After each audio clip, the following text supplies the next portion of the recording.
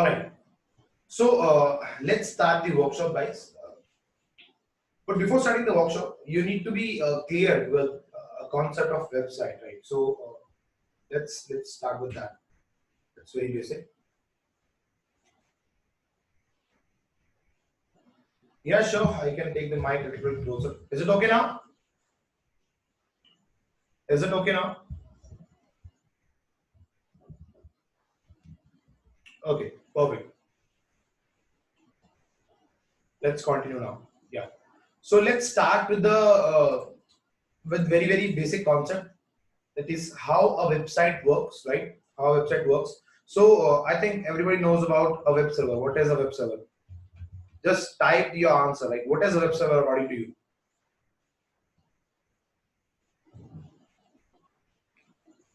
Rudresh, why are you typing the one line again and again in the chat box? Just type it once. I can see that also, right? Everybody can hear me clearly, so that's a problem on your side. So I can't do anything about that. No? Okay. So what is a web server? Just type your answers in the chat box. What is a web server? Place where website data is stored, okay, which responds to the user request, okay. Exactly, right. So how a website works is like, see, I'm having a laptop in front of me. I can convert this laptop into a web server, right? Now, how can I do that? I can install. Is what I'm typing. Okay, fine. I got your answers. No need to type now, right?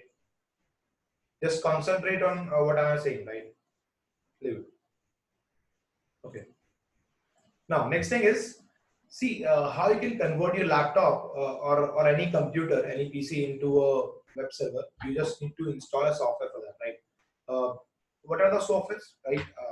The one is Apache, right? You can install. So, what this web server software, like, let's do it in a simple manner, right? Web server. You need to install a web server software into your computer, right? And now, what this web server software will do? This software will create a folder into your PC, right? It will create a folder into your PC. Now, and then in this folder, you can create a website, you can create some web pages, and you can keep those web pages into this folder, right? You can just create a website and you can keep that website into this folder. So this is how web server works. Just install a software, right? I'll tell you which softwares are those, right? That software will create a folder into your computer, right? And that in that folder you can keep your own website. You can just create a website and you can keep your website into that folder, right? Now, if I connect this computer to internet, I will get an IP address, right? If I connect this computer to internet, right, I'll get an IP address, right? Now, whenever anybody in the world will enter in Linux, I think it's Karan, I'm not asking you these questions, right? I'm teaching you, right? So no need to write anything when I'm saying something, right? Whenever I ask something, just type only then, right? Okay. So if I just connect this computer to internet, I'll get an IP address. Now, whenever anybody in the world enters my IP address into their browsers, right? Into address bar of their browsers, right? They'll get the same website which I have stored into this folder. So that's how a website works, right?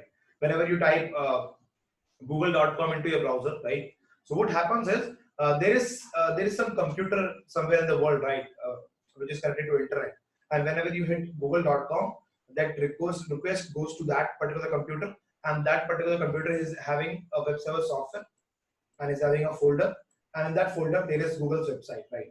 So whenever you hit google.com, the request goes to that computer and you get that website that is stored in that folder, right? Did you got this concept?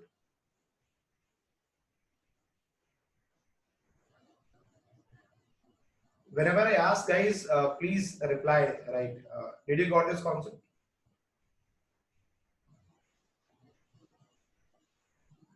Okay. Some of the students are saying need to repeat, right? Okay, no issues.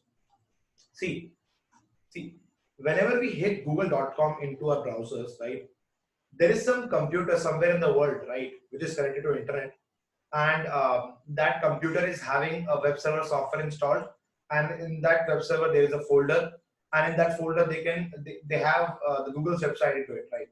Whenever you hit google.com into a browser, the request goes to that particular computer, and we get that website that is stored in this folder, right. Got it now, everybody? Okay, perfect. Perfect. Okay, so let me just demonstrate these things, right? This thing, how you can create a web server, right? So for that, I'm going to use virtual machine. I hope everybody know about virtual machine. What is a virtual machine? Do you know about virtual machines, guys? Is there anybody there who doesn't know about virtual machine? Right? You can tell me. I'll just brief you about that.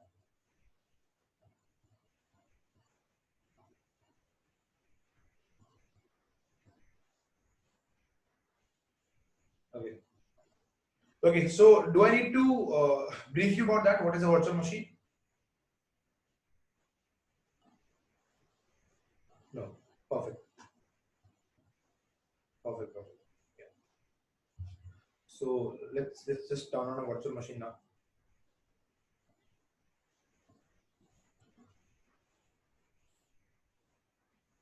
Okay. Let's experiment lab. Let's turn on this virtual machine now.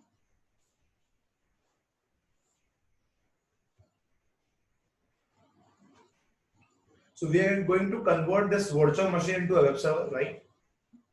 And we will treat this machine as see, as per government rules, I cannot demonstrate attacks on some live website of someone else, right? So what I can do, I can create a website myself, right? And then I'll show you those attacks onto that particular website, right? And I'll demonstrate all these attacks on that website, right? So we are setting up a lab, right? And then we'll just perform all those attacks.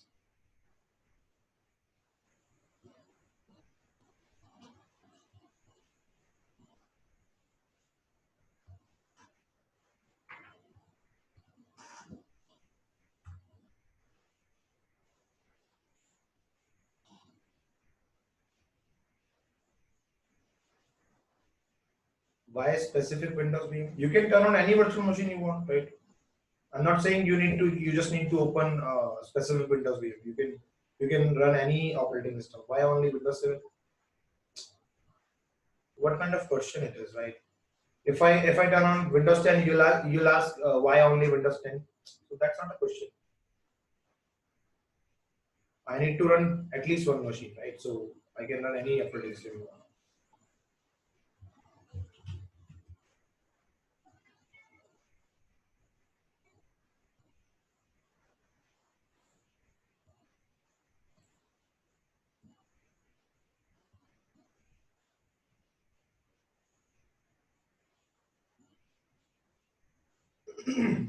Yeah. So that's a virtual machine, guys, right? So will all virtual machines have same IP address? No. How can all the virtual machines have same IP address? You cannot have same IP address for all the machines in the same network, right? So that's not possible, right? So every machine will be having a different IP address. Yeah. Okay. So this is my virtual machine. You can see it's having Windows 7 operating system, right? So what we need to do is we need to install a web server software, right? Uh, it might sound like a very basic thing, right? But yet there are some beginners into this class, so I need to consider them also, right? So I'll start each and everything from very basics, right? Okay. So we need to install a web server software into this virtual machine. So which software we are going to use is we are going to use XAMPP, as some students were saying, right? We are going to use XAMPP. Now, what is XAMPP? Right? What is XAMPP? XAMPP, X stands for any operating system, right? any operating system, right? And A stands for Apache, M stands for MySQL, first P stands for PHP, and the last one is for Perl, right? Okay. So actually, this XAMPP is available for every operating system. First of all, you can download it for Mac, you can download it for Windows or Linux, right? Okay, and it's having Apache. What is Apache? Apache is a web server software, which we were talking about, right? It's the web server. So next thing is MySQL. MySQL is a database server, right? Where you can store various data about the website's users, right? And next thing is PHP. PHP is installed in XAMPP, right? Whenever you install XAMPP, PHP get installed, and you can program. You can start programming in PHP. It's a language, right? You can write a backend to PHP. Okay. Next is Perl. Same way, Perl is also installed. You can program in Perl using XAMPP, right? Whenever you install XAMPP, Perl get installed, right, by itself. So this is XAMPP, right? So when we will install XAMPP, let's call it a web server software, right? Whenever we install XAMPP, it will create a folder into our computer, right? So I'll include this XAMPP into your software toolkit, which I'm going to provide after this workshop, right? Okay. So this is XAMPP. So what you need to do is you need to just install this XAMPP into your computer. That's it, right? Install XAMPP, and there are very simple steps to install XAMPP. Just double click the setup and next, yes, and finish, and software will be installed into your computer, right? Now, after the installation of XAMPP, you'll get a folder, right? It will create a folder into your system, right? Where is the folder? Let me show you that. You just need to go to computer, go to C drive, and you'll see a folder over there that is XAMPP, right? The name of the folder is XAMPP.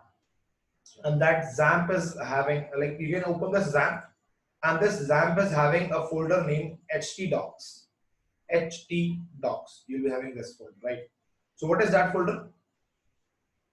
This is the folder, right? htdocs is a folder where we can store our website. We can create a website and we can store our website into this folder, right? So this is htdocs, right? So we can open this and we can store any web page, any website, and we can store that into this particular folder, right?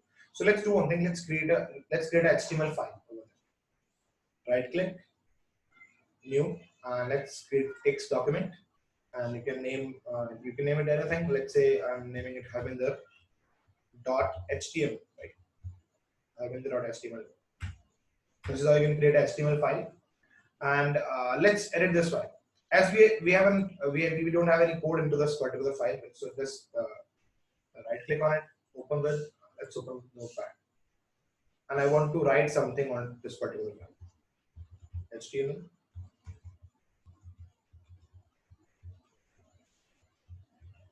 Head. Let's forget head. H1. H1. Right. So I've done some code into this Harvinder.html, right? And let's save this file, and this file is there now. Right? Okay, perfect. So we have web server software installed. We have a folder with us in which we can store our website. We have created a web page and we have stored that particular web page into this particular folder, right? Next thing, the IP address, right? We need an IP address to access that particular website. So let's talk about this. Let's check if this virtual machine has some IP address or not. Right? So what you can do, you go to start, type CMD, right? Start, type CMD, and you'll see this black color icon over there. We call it command prompt, right? Just click on this, and you'll see this black color screen, right? Just enter a command into it, right? That is IP config, and press enter, and you'll see your IP address. You can see the IP address is IBU for address. My main machine and virtual machine are connected, so there is a network, right? So this machine is having an IP address. This is a private network. Okay. So 192.168.49.129. That's the IP address. So let's do one thing. Let's minimize. I'm minimizing this virtual machine, right? And I'm just opening browser on my main machine, right? And what was the IP address of that virtual machine? It was 192.168.49.129. 168.49.129, I guess, right? This was the IP address. So as I told you that whenever someone enters my IP address into his browser, uh, they will see this website. They'll be able to see this website. So I am entering IP address of my virtual machine into my main machine's browser, right? Okay. So let's enter this and let's press enter. There is nothing. Why? Because we need to turn on XAMPP, right? Right. So just go to, you can see this XAMPP control panel, or you can just open this with this shortcut over there. So we need to turn on this XAMPP, and you need to turn on Apache. As I told you, Apache is a web server actually, right? So just turn it on the virtual machine. Now let's try to access now, right? Again, let's refresh, and you can see we are getting that the content of that particular folder, right? Which I told you, we have this htdocs folder with us, right? And in this folder we can store our website. So when I hit the IP address of this computer into my main machine's browser, right? I am able to see the content of that folder, that htdocs folder, right? htdocs folder. You can see there is a file harvinder.html, and you can see there is a file harvinder.html. You can click this file and we can open this file. You can see there is Harvinder Singh written over there, right? So I am able to access the website which is stored in my virtual machine through my main machine, right? Okay. So this is how it works. Next thing, if you don't want to type this file name, you can see whenever I enter this IP address, right, I see the content of that particular folder, right? So let's say you don't want to see the content of that particular folder, you want to see a particular file, let's say, right? So what you can do, you can change the name to index. Actually, index is the default file, right? Index.html, right? So if you'll just refresh this, you'll not have to click on that harvinder.html. Index is the default file, and whenever you will enter the IP address, this harvinder.html will, index.html will directly open, right?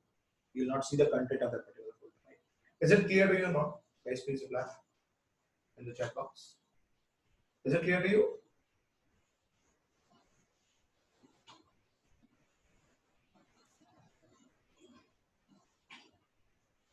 Okay, perfect.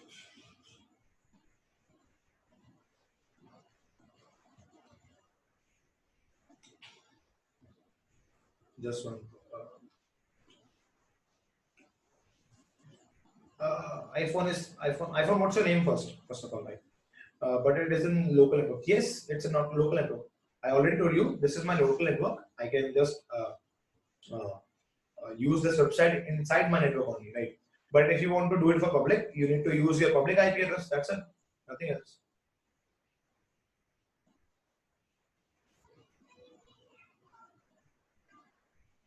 You can enter localhost. Yes, just once you can enter localhost also. But see, what is localhost? Let me just tell you the concept of localhost also. Don't worry.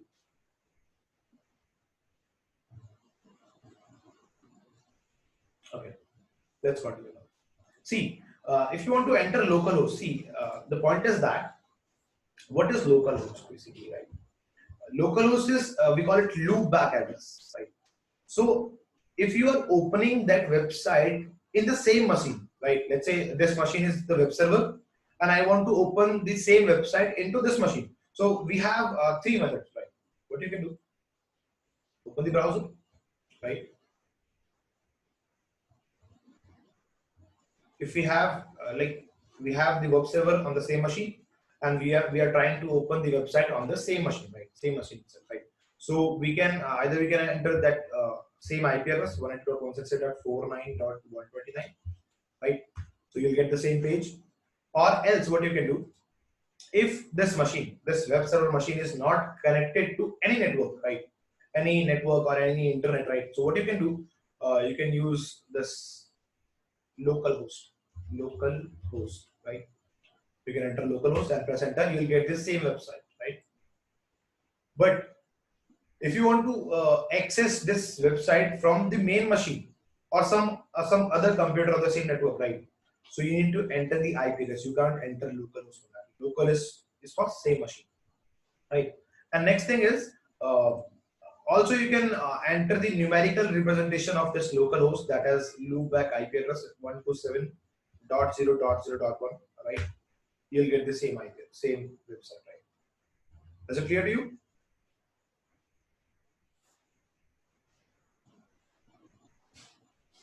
Okay, perfect.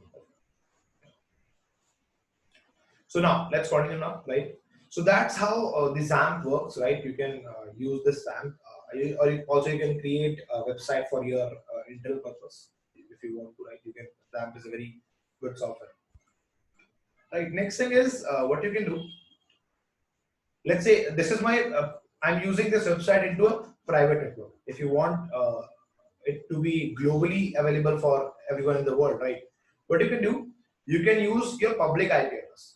You need to connect the internet directly. Like right now, I'm using Wi-Fi. You can see my system is having a Wi-Fi connection right over there. But if you are using Wi-Fi, that means you are having a local network, right? So what you need to do is you need to directly connect your internet to internet, right? You need to directly connect internet to your computer, right? So how you can do that? You can use a data card for that, right? If you are having a data card, that's perfectly fine. You can just plug in USB and you can start using internet, right? You'll get the IP address. You'll get the public IP address into your computer, right? Now you can just like you can give this IP address, this public IP address to anyone in the world, and you can he'll just open the website. He'll, like if he opens the website, you'll be able to see this website, right? Okay, this is how it works. Next thing, if you bind this IP address, right, you can with the help of GoDaddy, you can bind this IP address with some domain name like www.something.com, right? Like this, right? So whenever a person opens this something.com, this IP address will get called, and when this IP address get called, this folder will get called, and when this folder will get called, this website will get called. So whenever a person opens this something.com, he'll see this website, right? Okay. So this is how our website works. Now let's move on to setting up lab. Let's set up a lab for our this particular training. This is uh, how to hack websites. Okay. Let's close this. So guys, we have a demo website with us, right? This is a demo social media network, right? It's a website, a small website, which we have created for this particular purpose, right? Purpose of training. Okay. So we need to set this up, right? We need to set up this website, and then we'll start performing some attacks onto this website. So how you can set up this? Let's set up this website into virtual machine. Let's paste this. I just include this this particular RAR file, or you can say compressed file, into your toolkit, right? And you can set this up into your virtual machine, and you can practice this attacks. Okay. So I don't have WinRAR into my virtual machine, so just delete this. Let's extract it here only, right? Extract here. Right click, extract here, and you'll get this pen test website folder over there, right? Open this folder. Very first thing, we need to copy this pen test to virtual machine first, right? Let's copy this. Let's paste it on desktop first.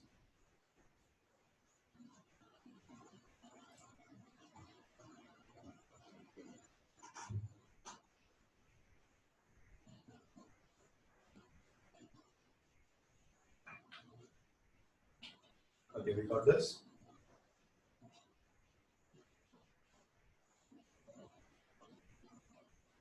Vanappa, you need to understand, right? First of all, the thing is that change your mindset, right? This is not how you should think about it, right? First thing is, my point is here, I'm going to show you how you can find a vulnerability into a website, right? Hacking a website is all about finding a weakness into a website and how you can exploit that weakness. So I'm going to teach you. I have a website which I have created, and it's a vulnerable website, right? So we are going to attack that website. It's all about vulnerability. If you find a vulnerability, you can attack a website. If you don't find a vulnerability, you cannot attack the website. Simple, right? That's how it works. So it's not about, I'm not going to teach you how you can harm others and harm every website on internet, right? I'm going to teach you how you can find a weakness and how you can attack that particular, right? Yes, just you need to find it, right? Because every coder, every programmer cannot cannot consider each and every loophole or each and every weakness, right, while programming it. So loopholes are there, right? Even you must be knowing about bug bounty program, right? That's what like even people find bugs on Facebook, right? So it's the same thing. So the point is that even I cannot show you attacks on some live websites, right? Some other websites, because that's completely illegal, right? We cannot do these things live, right? First of all, and second thing is, it's not about the web. What about the website is if the website is secure? See, there are lots of vulnerabilities. If a website is secured for one vulnerability, there are lots of other attacks too. There are lots of other vulnerabilities too, right? You just need to find one and you need to attack a website, right? So it's not about if the website is secure, how we will be able to attack a website. No, that's not how it works, right? You need to find a vulnerability. If there is a vulnerability, then only you will be able to hack. Obviously, right? If the website is not vulnerable to any attack, how come you will be able to perform an attack on that, right? So just change your mindset about it.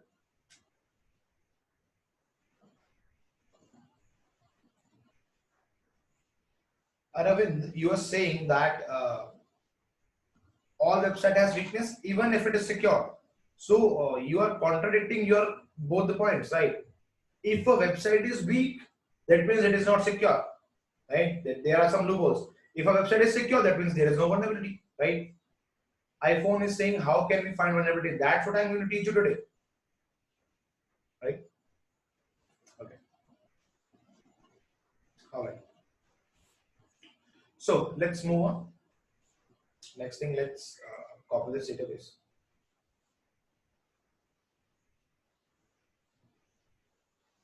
Let's copy this database folder into our virtual machine, right?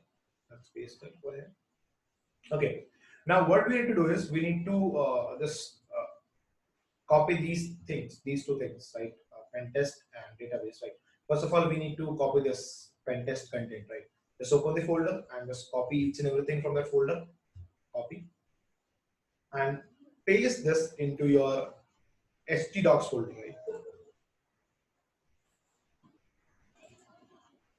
Exam. You can go to htdocs and you can delete this index file which we created, right? And just paste all the content of that particular folder. Okay? And you can see we do have this now. Okay. Next thing is, if you want this website to work, right? Uh, you need to upload a database of this website, right? So what you can do, you can for uploading database, we have this file, right? You can see it's pentest.sql. Now just see it carefully. See, you need to open database server. How you can do that? You need to turn on MySQL. See, again go to XAMPP control panel. Okay, here it is. You can see this MySQL thing over there. You need to start this MySQL server also, right? Now close this. Next, you need to open MySQL server. How you can do that?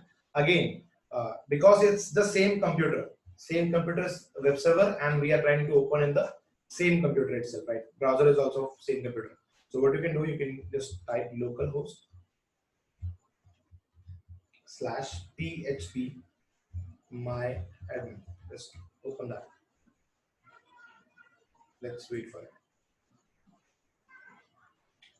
Binay, after this workshop, right? I think on Tuesday night, you'll be getting all the files, all the softwares and tools which I'm going to use in this workshop, and the video and the certificate. I already told you this, right? So you'll get each and everything. Don't worry. Okay. So I have, you can see this is my database server, right? And this database server is having some username and password. The username is root, it's showing by default, right? And password, I know the password. I won't share the password with you, right?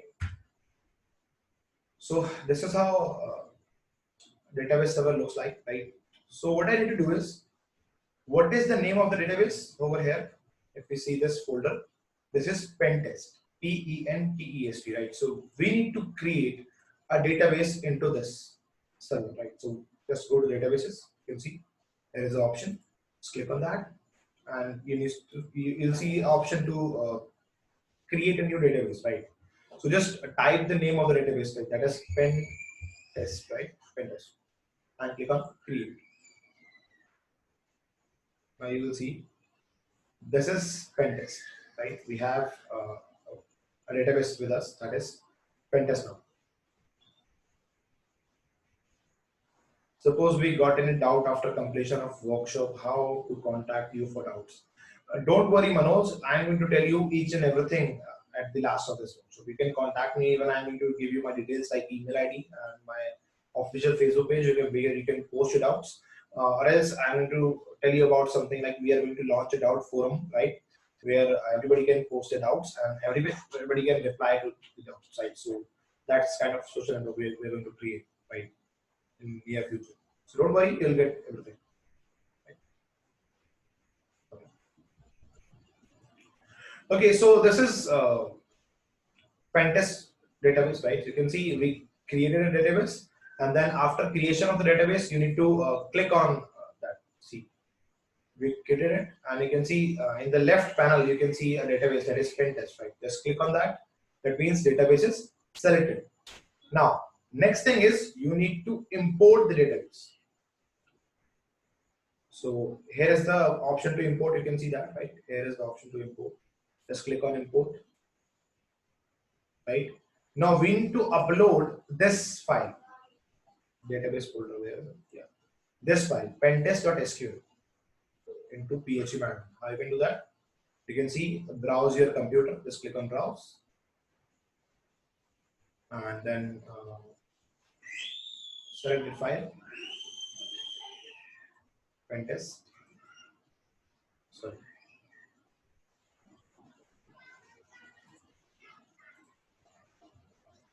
Database. Select this pentest. Click on open and click on go. Perfect. You can see import has successfully finished, right? That means database is imported now. You can see albums, post, users, right? We have these tables into pentest database, right? So perfect. You can just quit. Is it clear to you how to set up a website? How to set up this website? Just say yes or no. We just copied that website's file. We had two folders. One was pentest folder, right? In which we have stored this website. We just copied all these content into htdocs folder, and then after that we uploaded this database file. We just opened PHP admin, that is database server, and then we created a database, that is pentest, and then we uploaded this pentest file to that particular database. Right? So is it clear to you? Okay, perfect. Right. So if you want to ask anything in between, you can just interrupt me and you can ask any question you want, right? So you can just type your question in the chat box, or else you can just note your doubts, or you can ask those doubts in the last of the topic, every topic, right? Just wait for the last of the topic and you can ask all your doubts. Right? Let's move on. Next thing is one more thing is there. See, if we try to access this website again, let's go to this browser and let's type the IP address, same IP address, enter. And you can see we got this website, Axpino demo social network, right? It's a very basic social networking website, right? It doesn't have a very advanced feature of social network, right? Because we have created this website just for demo purpose, right? So that we can show you attacks. So it doesn't have each and every option of social network. Okay. So this is the demo website. But if I try to log in into this website,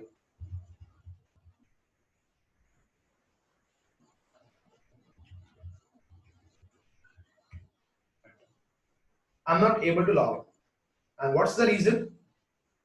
It's not that I have just typed the wrong password or username, right? It is because this website is not able to communicate with the database, right? See, every website has two things. Every website has two things,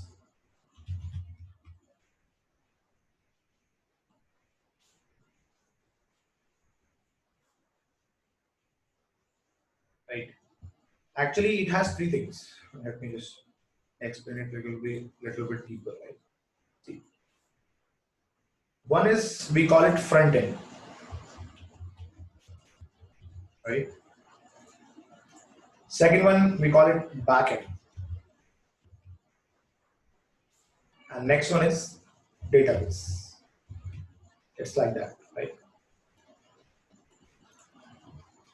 So, what is front end? Front end is the looks of the website, right?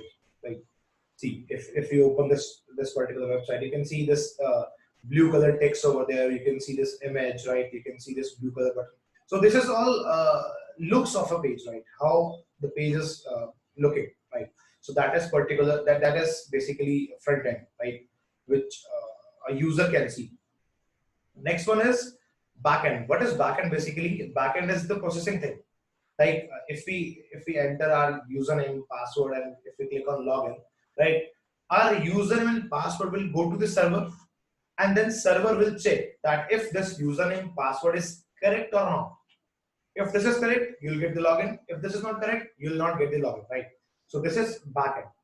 This processing is going on this server, right? That is what basically the backend, right? Okay. Next thing is the database. Now, what is database?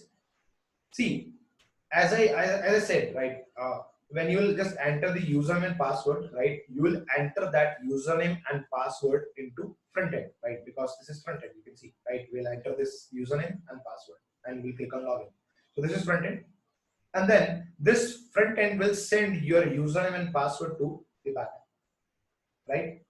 Now backend will get this username and password. Now backend wants to check that if this username and password is correct or not, right? So this website is having database, and this database is having all the username and password of all the users in a table form, right? So now this backend will check if this username and password, right, which like it has received, is if it exists in this database or not.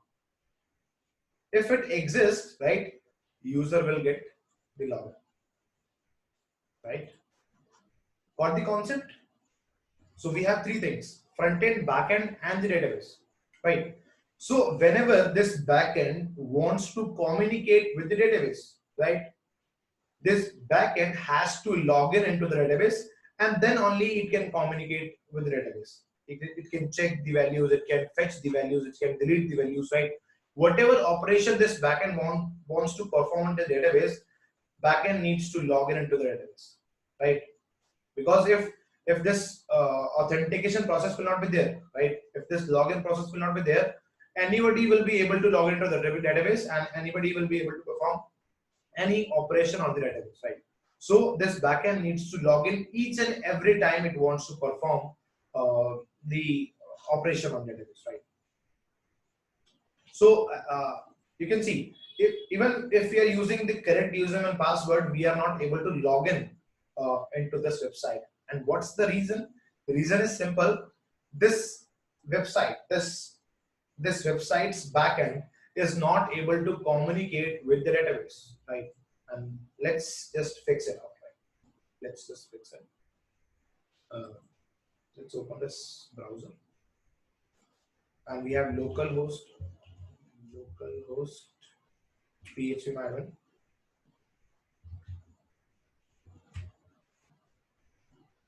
See, whenever we open localhost PHP admin, right, it asks for the username and password, right? And as I said, whenever this backend wants to communicate with the database, right, with the database, it needs to log in. Even we needs to log in, right? So we need to change the code in some file into this database, right? In this website, right? So let me just show you this quickly, right? So there is a file naming connection, right? And if we edit this, you can see MySQLi connect. It wants to connect to the database which is on this computer localhost, and the username is root, and this password is blank over there, right? So we need to type the password. Actually, the password of this database is username is root and password is hack@123, right? If we click on go, we'll get the login, right? So same way, if this website wants to connect to database, right, it need to supply username and password. So the username is root and the password you need to type there, that is hack@123. So that's the password. Let's save it. Fine, done. It's fixed now. If we try to log in now, let's see. And if we click on login, you will get the login very easily. You can see, right? Is that clear to you guys?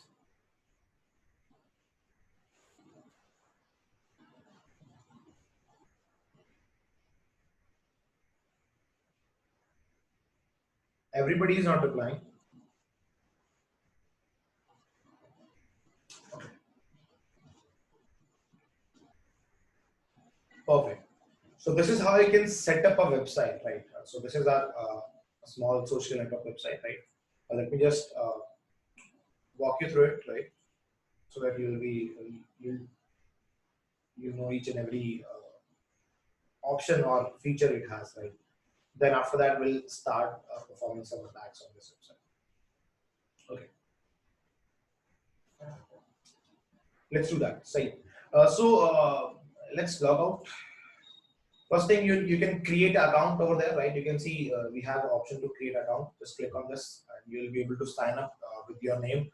Let's type anything, any name. Let's say Atharva, right? Atharva, Atharva, right? That's my name. So let me just make A capital Atharva, RAG, right? Yeah. And let's give it an email ID atharva@gmail.com, right? Let's give it a password, anything hacker, right? Hacker. And repeat the password hacker. Agree, and just click on register. And you can see it's we have created an account, right? And it's asking us to wait. And you can see we are landed on this login page. And we can now log in with Atharva's account, right? Atharva. And the password is again, it's hacker, sorry. Hacker. And click on login and we'll get the login. You can see, right?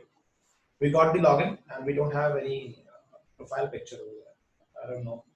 It must have this default. Let me just check it out. Wait.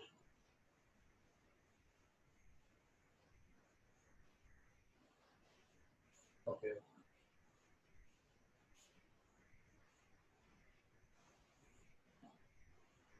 Just hold on, guys. Let me just check out why this profile pic is not there.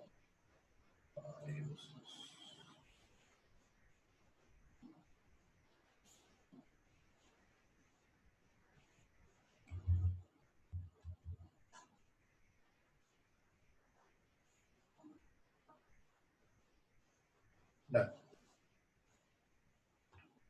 Let's refresh this. Yeah, you can see there is a TP now.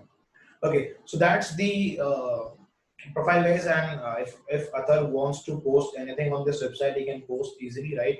Let's say, hello guys, I am new to this website, right? And if you want to add a picture with this particular post, he can add a picture, right? He can add any pic he wants. Let's say if we add any pic, uh, let's add this one and click on post. You'll see this. You can see, hello guys, I'm new to this website and this picture is posted, right? We haven't created any like, share, or something like that comment button, right? Because we don't need it, right? So this is how it can post. So we have already set up an account, which are full, because I don't want to upload each and everything onto that account.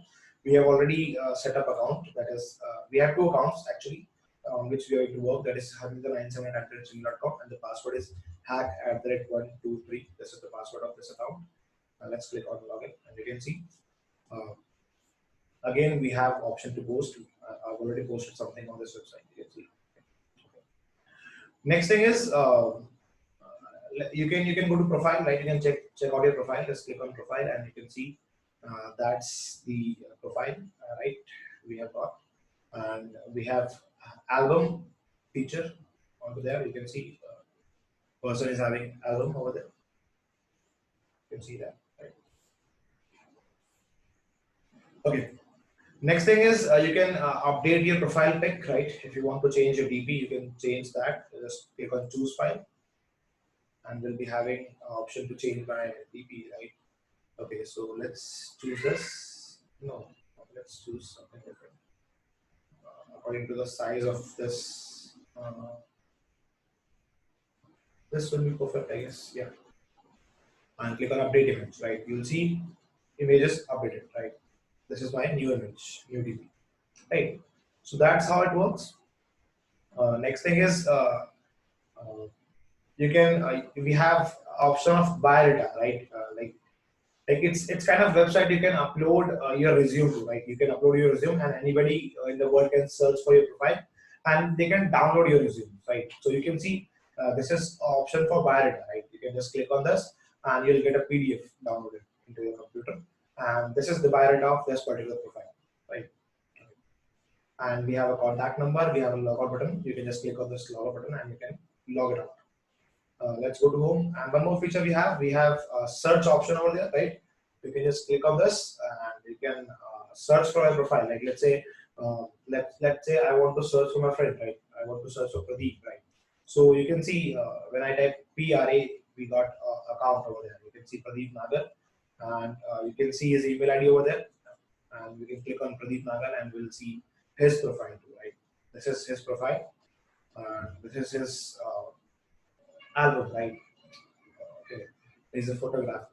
Okay, next thing is this is biodata, right? His biodata, Pradeep's biodata. You can download any profile's data. Just click on this, and we'll get biodata of that particular account. Okay, so guys, these are the options that we have into our website, and we need to pen test this website. Right? We need to check for the vulnerabilities and weakness into this website, and how that those particular weaknesses or vulnerabilities can be exploited, right, by any hacker. That's what we're going to discuss, and we're going to perform into this website. So, what are the attacks that we are going to learn? If you have visited our website, right, from which you have registered, right, so you must have seen the course content of this website, of this particular course. So that was this. So these are the topics which we are going to cover, right? This is SQL injection we are going to cover. We are going to cover advanced SQL injection, then is shell injection, then we are going to cover directory traversal, right? Then after that is lunch break. We'll have a lunch break at 1. And next thing is session hijacking we are going to cover, right? Cookie stealing, Google digging, remote file intrusion, broker access control, and then there's the cross-site scripting, which we're going to cover. These are the attacks which we're going to cover, and we are starting with the very simple one and a very powerful attack, that is SQL injection, right? So let's start with that. Okay. So now, what is we also call it simple SQL injection, right? Simple SQL injection. Let's type it on notepad. That's simple SQL injection. Now, what's that basically, right? So I'm going to teach you how, what is the vulnerability, right? So what are the points that we are going to cover for each and every attack, right? What is the vulnerability, right? And how that can be exploited, right? And how you can secure it, right? We will talk about each and every attack, right? In each and every attack, we are going to cover the vulnerability, right? The exploit, how you can exploit it, and then how to secure it, right? So these three things are very important. So for this simple SQL injection, we'll understand the vulnerability and the exploit, right? And the secure. So this is our website. Let's log in. So we have this login page, right? we have this login page, and if you try to enter any username and password, right? We have Pradeep account, right? Pradeep password is 123, right? And let's log in, and you'll see this. This is Pradeep's account, right? We can see that.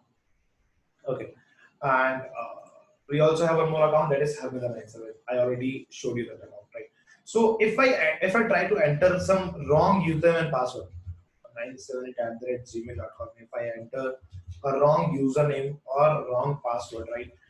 Let's see if we are getting some login, right? This is the first step when you check for a login page security, right? If it's getting logged in with some random password or not, because there are some reasons that you might get login into a website with a random password. So let's try to log in, and it's not letting me log in because you can see the username and password is incorrect, right?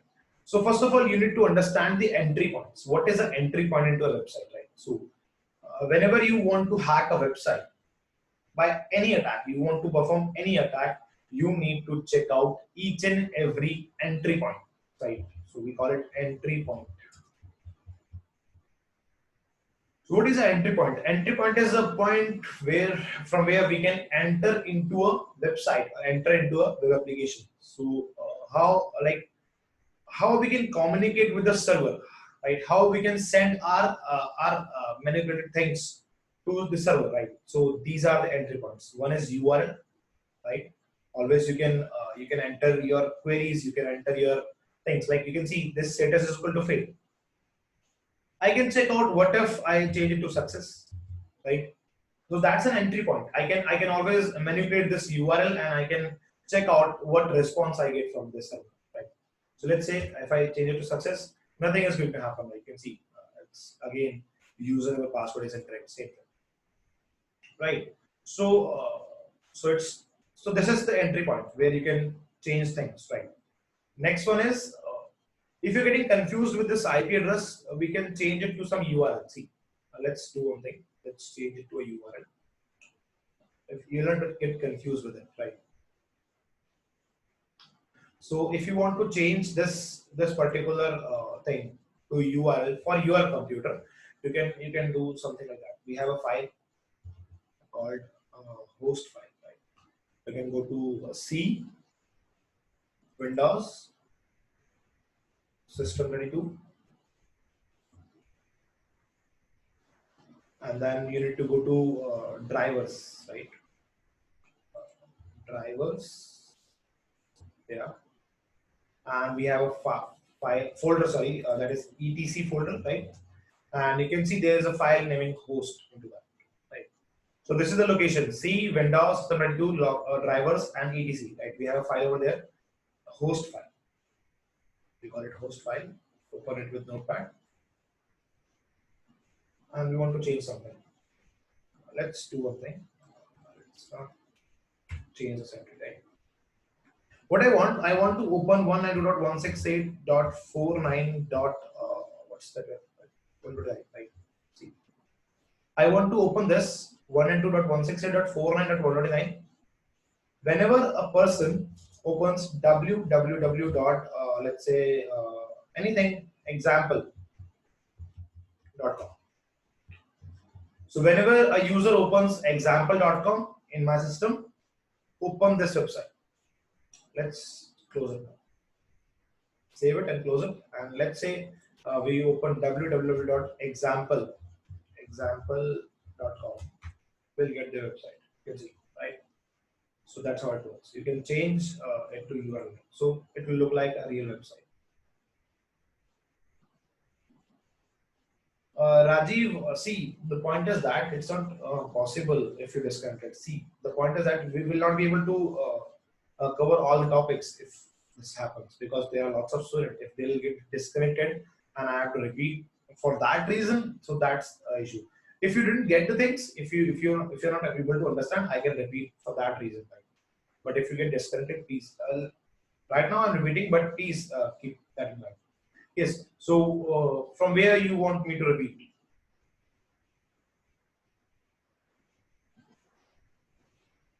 Rajiv, which concept you want me to repeat? Tell me.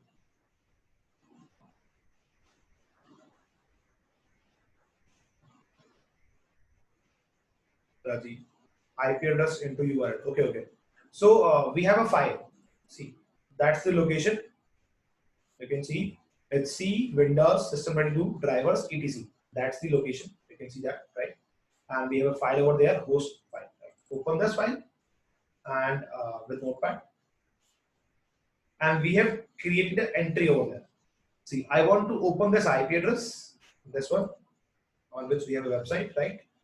I want to open this IP address, and wherever I open example.com, I want to route this request to the IP address, right? So it will open example.com. Whenever we open example.com, we'll get this website. Is it clear now? Someone is asking if this can be done in the Linux machine. So obviously this can be done in the Linux machine, but you need to find out that host file. Like there might be some other file, some name of the file might be changed in Linux system, but every operating system has this concept. Yeah, Sam is saying etc host, right? You can use this file. Okay, that's perfect. Next. So we'll use example.com. We'll not use any IP address. We'll use example.com. So it will look like a real website, right? Okay. So we were talking about simple SQL injection, right? So we were talking about entry points. So your URL is entry point, right? You can change manipulate things in the URL. Next thing is these things, right? These boxes in which you can give your input, right? These boxes are also entry points. We can manipulate things, and we can, by the help of this login button, we can send these things. Whatever we type here, we can send these things to the server, and we can check out the response. What server is responding to these things, right? Which we have typed, right? So we need to check out each and every entry point if that particular entry point is vulnerable. There is a possibility that this entry point is not vulnerable, and this one is vulnerable, right? So any point, any entry point can be vulnerable to attack, and that attack can be exploited. So right, so I'm going to teach you how you can find out the vulnerability of simple SQL injection, right? So what is simple SQL injection? This is the login page, right? And let's say if I want to log in with some wrong user and password, as I showed you before, right? Let's say if I type any wrong username and wrong password, and if I try to log in, you can see we got the error. Username and password is incorrect. That means this website is not letting me log in into this, right? Because I don't have any username and password, right? So what I can do, I can use something like this, some username and password like this. Let's say we can take any two letters, like let's say we take Rudresh, and we take this Rajiv, right? Rudresh, sorry, both are R's. Binay, right? Rudresh and Binay. We take R from Rudresh and B from Binay, right? There are two persons in this workshop, right? Students, right? Whose name is Rudresh and Binay. So we are taking R from Rudresh and B from Binay, and let's create a combo like this: R or B equal to B, right? Like this. And let's try to use this username and this password. Or else you can change it like this: Rajiv or Binay equal to Binay. You can do it like this also, right? Let's use this same username and same password, and let's see if we are able to log in or not. If we are getting some error, so all we need to check it out, right? We always check the response, what response we are getting, and according to that response, we change our inputs, right? So we don't have any username and password, right? We are using this Rajiv or Binay is equal to Binay thing right over there. Let's try to log in with this username and password, and let's see if we got some login.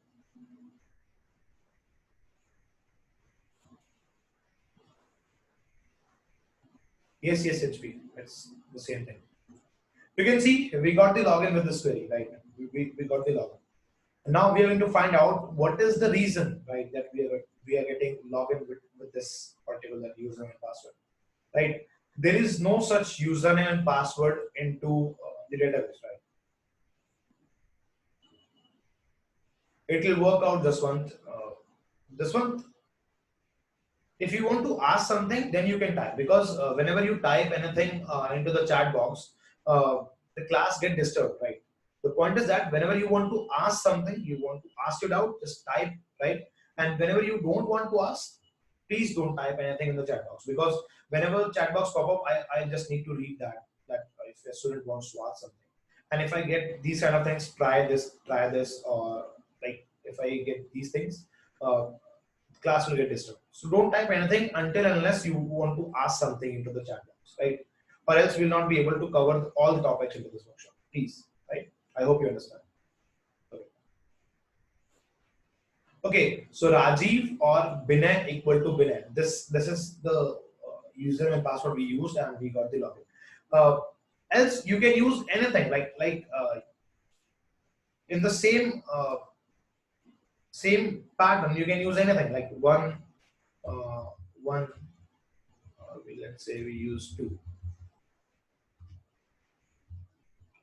2 or 1 equal to 1. I'm using same username and same password, and let's see if we get the login, right? Let's see.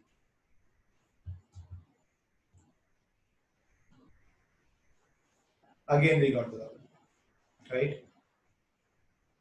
Ambrish, I have just showed you the attack. I haven't explained anything yet, right?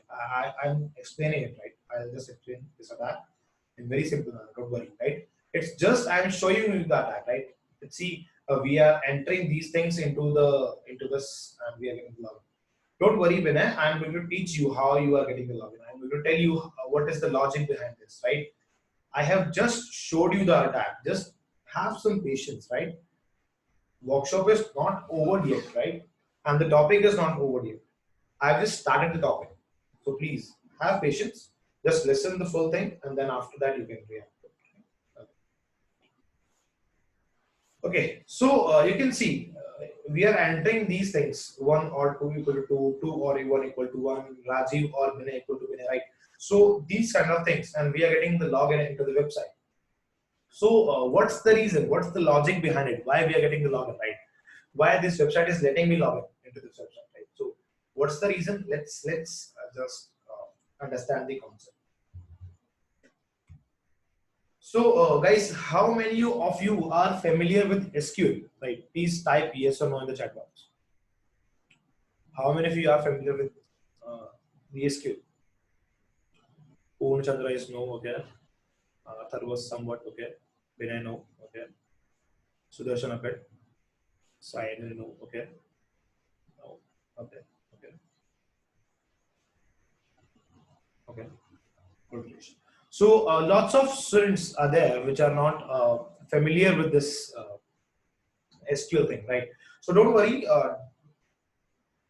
Don't worry. I'm going to explain each and everything, right? So you'll get each and everything. Don't worry about that, right? If you don't know SQL, I'm going to explain the very basic concept of SQL, right? So that you can that will be enough to for you to understand these SQL injection. So we are going to learn how a website, how this login concept works on a website, right? So see, let's say there is a user. First of all, you need to understand these things: web server and the database server, right? So what is a web server, right? We are going to talk in some different manner. What is a web server? See, whenever we open the facebook.com, right? Let's say let's try to open this. Whenever we open facebook.com, we get this blue color login page. Whenever I open this facebook.com, I get this login page, blue color thing, right? A blue color page. And whenever you open this facebook.com, you also get this blue color login page. So the page which I'm getting and the page which you get, right, is the same page or it's different? Say in the chat box, right? The page which I'm getting and the page which you get, right? It's the same or different, right? It's the same page, exactly, right? It's the same page because this page is same for every user in the world. We call it the general user data. We call it the general user data.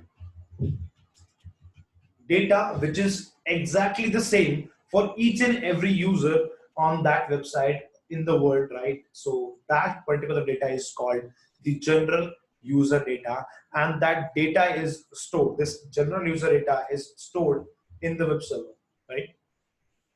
Web server has all the general user data, right, which is same for each and every user.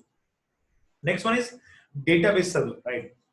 So just tell me, the username and password which I have on this Facebook is the same for you also?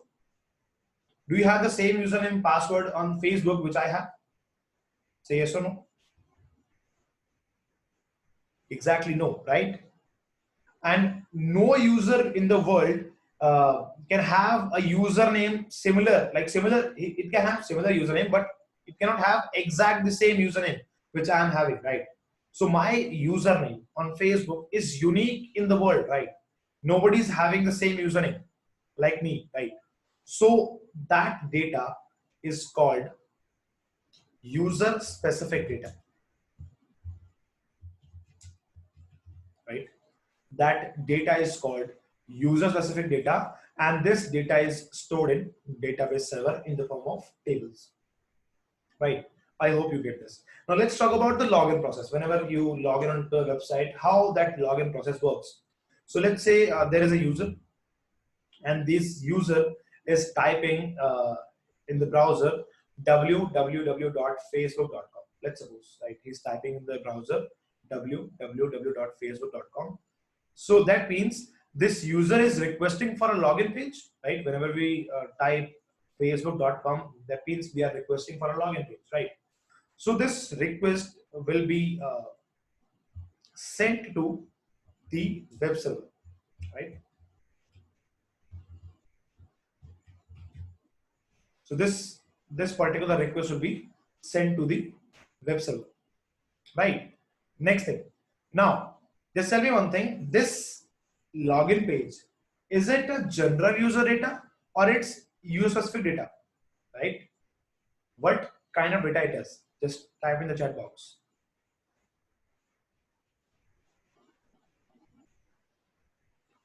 Exactly, it's general user data, right?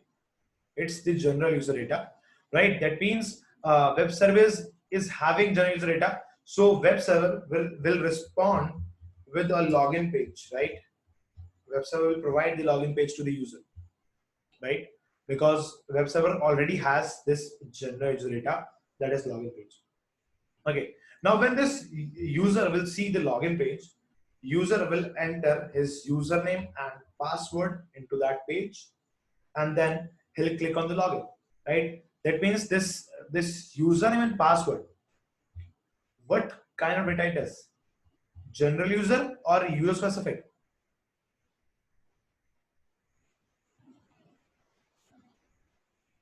Exactly, it's user specific data, right? So it will be sent to database? No. Every request from your browser is sent to web server only, right? Now, as this data is user specific data, right? So this web server will transfer this request to database server, right? Okay. So finally, your username and password is sent to the database server. Now, this database server is having a table with it, right? It is having a table. And let's call the table, let's create a table. ID, you can call it serial number also, right? Whatever you like. Serial number, username, and let's call it password, right? One, and username is, let's say, Harminder, and password is, let's call it hack at the rate 123, and two, username is anybody, Binay, password is hacker, right? And three, username is, let's say, Rudresh, and password is 123, suppose. So database server is having this kind of table, right? Now, whenever a user enters his username and password into this login page, that username and password is sent to the database server. Finally, it reaches the database server. Now, When this database server gets this username and password, database servers try to check that if that combination of username and password exists in its table or not. If it exists in this table, you will get the login. If it doesn't exist in this table, you will not get the login. You will get an error that is username or password is incorrect, right? So there is a technology which is used to create these kind of tables, and which is used to fetch data from these tables, right? And that technology is known as SQL. We call it structured query language, right? Which is used to create these kind of tables. And you can, using this technology, you can manipulate the table, you can change things in table, you can fetch out data from the table, you can insert data into the table, right? So you can do various things with the tables using this SQL technology, right? This is called structured query language, right? Okay, so let's not get deeper into it, right? In SQL, because we don't need it right now. Okay, so whenever this database server receives the username and password, let's say while logging, right, you entered a username, let's call it Harminder, and you entered a password, and let's call it 123, right? So when you were trying to log in, right, you entered a username and password. Username was Harminder and password was 123.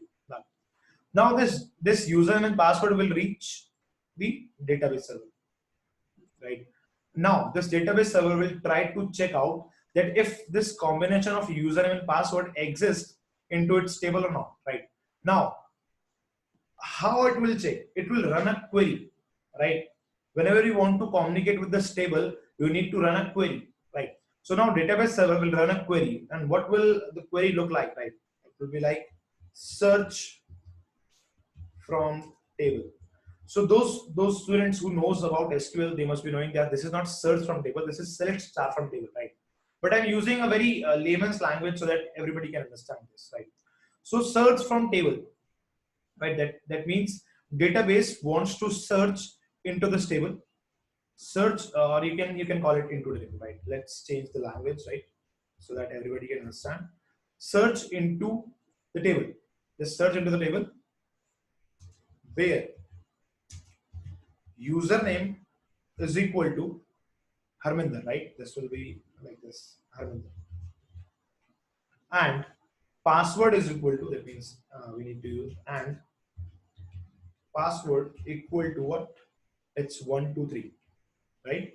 So that means database server wants to check, wants to search in the table. Let's understand this query first, right? Search into the table. That means just search into the table, right? It's very easy to understand, right? Where username is equal to Harminder. It means database wants to search into this table where the username's value is Harminder. So it will get this Harminder out there, right? In the first row. Now, there is one thing, there is AND. Now you must be knowing AND and OR operator. These are logic operators, right? Do you know about it? AND and OR operators?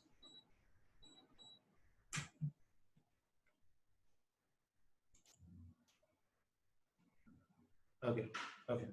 So AND and OR are logic operators. That means it's like simple English, right? See, if I say I would like to have tea or milk, that means I want to have one from both, right? I can have anything, right, from both of them, right? So that means I want the one thing from both of the things, right? If I get the one thing, I'll be satisfied, right? So that means that is OR condition, either this or that. And then is AND condition. Again, it's kind of simple English.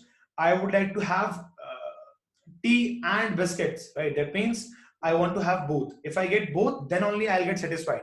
If one of the thing is missing, I'll not be satisfied, right? That is basically the AND, right? That's the AND condition. So same way, these are the logic operators. We call them the logic operators, right? Okay. Okay. So next thing is, see, username is equal to Harminder, right? When it checks the table for if it checks where the username value is Harminder, it will get this first row. This first row is having username as Harminder. Now it will ask and okay, this condition is satisfied. That's perfect. No need to worry now. Right now, the next condition and that means both conditions should be satisfied. Right. First condition is satisfied. The username is equal to Harminder and password is equal to 123. Now it is checking where the value of username is Harminder. Is it the same row? Is the same row is having the password as 123? No, the password is there hack@123, not 123, right? So this condition is true. Username is equal to Harminder. Perfect, right? And password is equal to 123. It is not true. It is false, right? So true and false is false, right? That means this query will get falsed, right? And you'll get an error that username or password is incorrect, right? Is it clear to you or not, right? Is this concept is clear to you or not?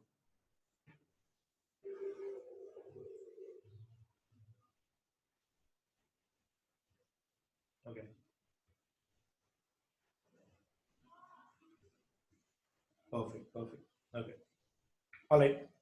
Now, so this is how you get the login. This is the login process on a website. Whenever you log in on a website, this is how it works, right? Now, next thing, how you can perform attack onto this particular thing, right? How we can just, I'm going to tell you the logic. Like we performed SQL injection, simple SQL injection on that website, right? So how you can perform that particular thing over here, right? What's the logic behind it?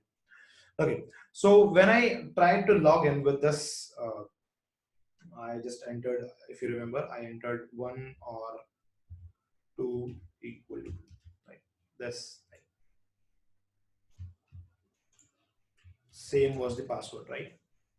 If you remember, we tried to log into this website using this username password like 1 or 2 equal to 2, and same was the password. And at that time, we got the login, right? You can see that means without having any username and password, and we got the login on this website. So how you can uh, see? Let's see the concept. Let's see the logic behind it. Why we are getting the login? So whenever we type username and password, right? Like we typed Harminder. So Harminder goes to the query over here, right? And the password goes to the query over here. So same way we have typed this username and this password. So this username and password will go to this query like this. Guys, is it clear to you or not? Please reply in the chat box. Is this thing clear to you or not? Perfect. Okay. All right. So let's move on. Next thing. Next thing is let's understand this query now, right? We have manipulated this query using these things, right? So how this thing works? Let's see. Search into the table, right? Again, we want to search into this particular table, right? Where username is equal to 1. The single quote is getting ended over here, right? So that means it will check out this. Username is equal to 1. This is one condition. Username is equal to 1 is one condition. And is it true or false, right? Because do we have any username 1 over here in this table? Do we have any username like this? 1 in the table? No. We don't have any username 1 in the table, right? You can see username is Harminder, Binay, and Rutresh, right? There is no username called 1 in the table. So that means username is equal to 1. This condition is false, right? This condition is false, right? Okay. So fine, this condition is false. Next thing is OR. If you remember, we talked about OR condition. In the OR case, we any of the condition is true. That means the whole condition is true, right? So username is equal to 1 is false. Now next is 2 equal to 2. Is it true or not? 2 equal to 2 is true or not? Just tell me that. Yes, it's true, right? Obviously, 2 is equal to 2 always, right? So it's 2 equal to 2. So you can see 1 or 2 equal to 2. username is equal to 1 or 2 equal to 2. This condition, this whole condition is true or false? Just tell me that. Exactly, this whole condition is true now because username is equal to 1 is false and there is or condition 2 equal to is true. So if one of them is true, right, that means this whole condition is true. Right? Okay. Now, next is and. Condition before and is true. Obviously, you can see this whole condition is true. And we need to check for condition after and. Let's check that. Password is equal to 1, right? Is there any password 1 in this particular table, right? Is there any password 1 in the table? No, exactly, right? There is no password 1 in this table, right? It's hack at the 123, hacker 123, but there is no 1 in this password column. That means this condition is also false, right? Then is or, again or condition, right? Password is equal to 1 is false, and again 2 equal to 2, it is again true, right? That means false or true is true, right? So that means this condition is true. So this condition is true and condition before and is true. True and true is true, and this whole query will get true and you will get the login, right? This is how it works, right? This is simple SQL injection. Did you got the concept, guys? Did you got the concept, guys?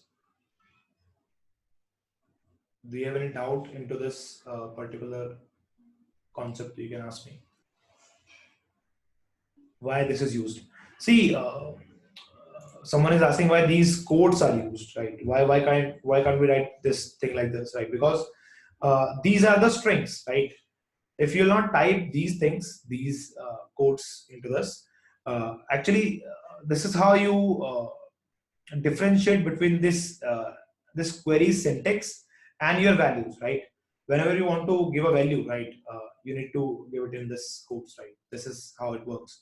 Or you can say it's strings, right? We need to give strings into this codes, right? Okay. What will it be applicable for other websites? See, Vinay, again, the thing, this question is wrong, right? See, the thing is, I'm here teaching you the vulnerability, weakness, right? If a website has taken a security measure against this attack, that means this attack will not work on that website. If a website has not taken any security measure against this attack, that means this attack will not work on that website, right? It's that simple, right? So it's about how to find vulnerability. If that website is having this vulnerability, this can be attacked, right? And website is not having vulnerability, this cannot be attacked, obviously.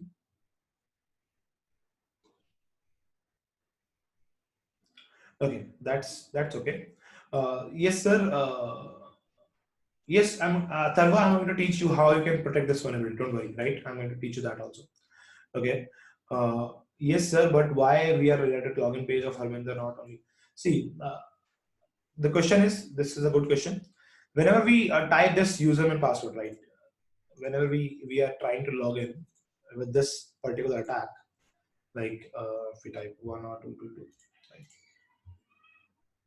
And the same username and same password. Why we are getting login with this Harminder's account only? Why we are not getting logged in with some different account? There must be a lot of account in this particular website. So why we are getting login with this particular account only, right? Because when you run this particular query, right, you will get the top row, right? There's a table, right? When you run this query, you'll get the top row of the table, right? So you'll get access to the top account into this particular table, right? If you want to access some other account, I'm going to teach you that also. Don't worry, right? Let me just finish that. I know that. One has one or two has two. Okay. So does securing means creating filter or such queries? Don't worry, Sam. I'm going to teach you that. Let me just cover all the things, right? So just go with the flow. Don't ask the future questions, like which I'm going to cover in some next topics or some other things, right? So don't worry about that. I'll just teach you that also. Oh, okay. So let's move. So this is how this attack works, first of all, right? Now, next thing. So the question was good, right? Why we are getting the login from the just one account, right? We are not getting some random accounts from the people. So whenever you run this query, you get the first row, and you're getting logged in with the first user of this particular table, right? Okay. Let's say I want to log in with Rudresh. How can I do that? It's quite simple. Let me teach you that. Uh, just let me cover this thing, right, and then I'll just let you know about that, right, and you can just ask around then. Okay. Okay. Let's say we do this. We want to log in with Rudresh. We don't want to log in with a Harminder account, right? We have the username of Rudresh, and we want to log in with this Rudresh account, right? So what we can do? It's very simple, right? What we can do? We can change this thing to Rudresh.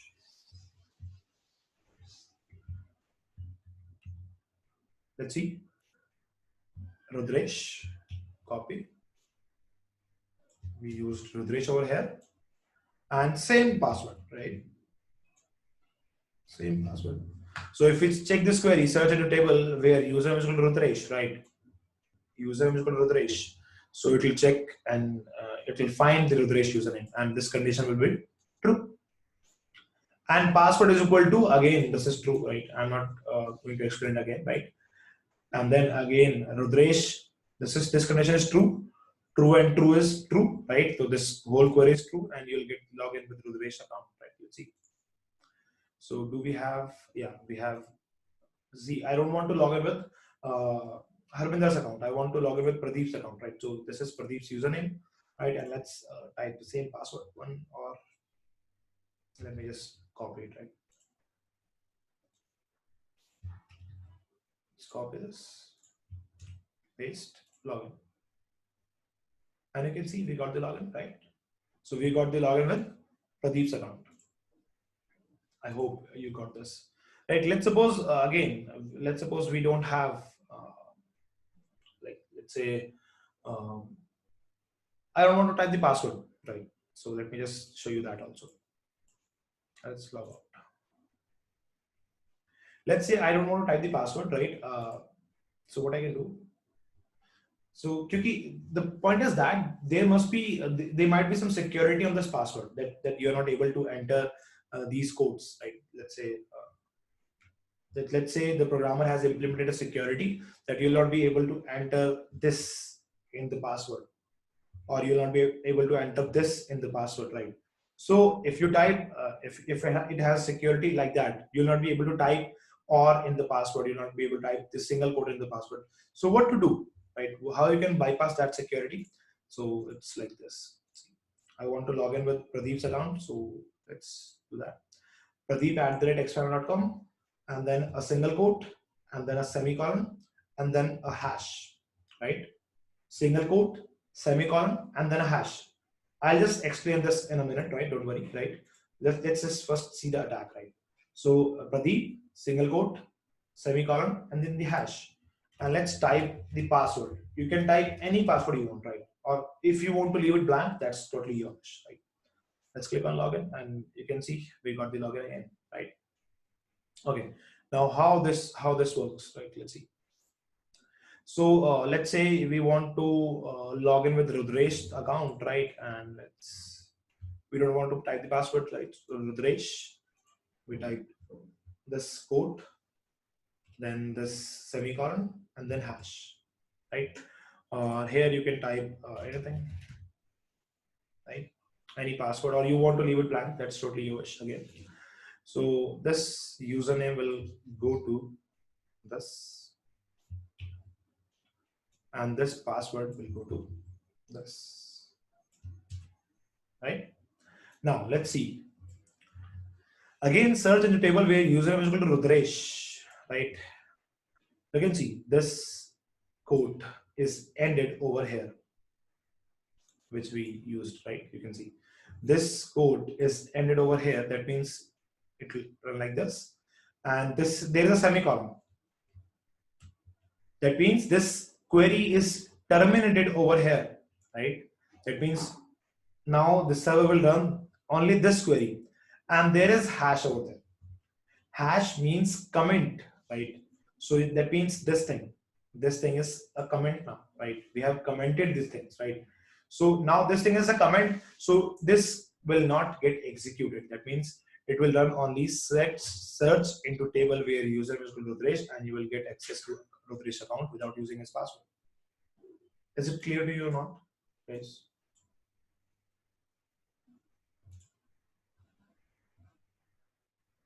Okay.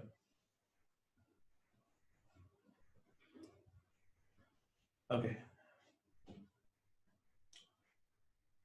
Okay. All right, Ajay Balaji. All right. Okay. One student was having doubt. He was asking something, and I said that I'll just explain that in the last of this topic. Right? Just please, okay, you can ask your doubt.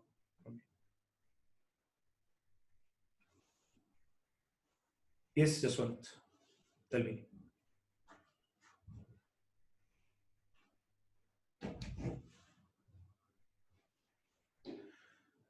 Sir, can we list out all the username available in the database to enter into that particular account? How can we list out available usernames? Don't worry, Sai, we are going to perform some advanced SQL injection attack, right? That's our next topic, right? And using that attack, you can even access the whole database of the users, right? So we are going to perform that too. Don't worry. How these values are selected for username and password? Because your question is not clear to me. Please, can you please elaborate? This one, I have tried many SQL payloads and tried, but it just navigated to a different page. I tried many SQL payloads. So see, this one again the same thing you are asking. The point is that if a website has taken a security measure, right? See, if you want to try this SQL injection attack on my website, obviously you will not be able to perform this attack because I know about this attack and I have taken a security measure, right? See, first of all, be clear. Why do you want to learn this thing, right? If you want to be a professional into these things, you need to learn so that you can test a website security if it's secured or not, right? So while testing it, if you are not getting access, if you're not able to perform SQL injection on that attack, that means this website has taken the security measure against that attack, right? So be clear about it, right? If you want to attack some website, if you want to harm a website, so don't have those kind of intentions in you, right? So that's not good. Just see how a vulnerability works and how you can attack that. If you have tried something and you are not successful, that means that website has taken some security measures. Okay. You need to know first how it's done, and then you can create your own patterns. Yeah, exactly, sir.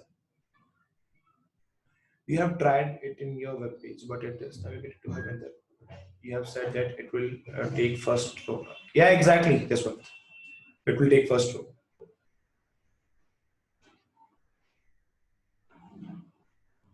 Do you have any doubt in that? But most of live pages.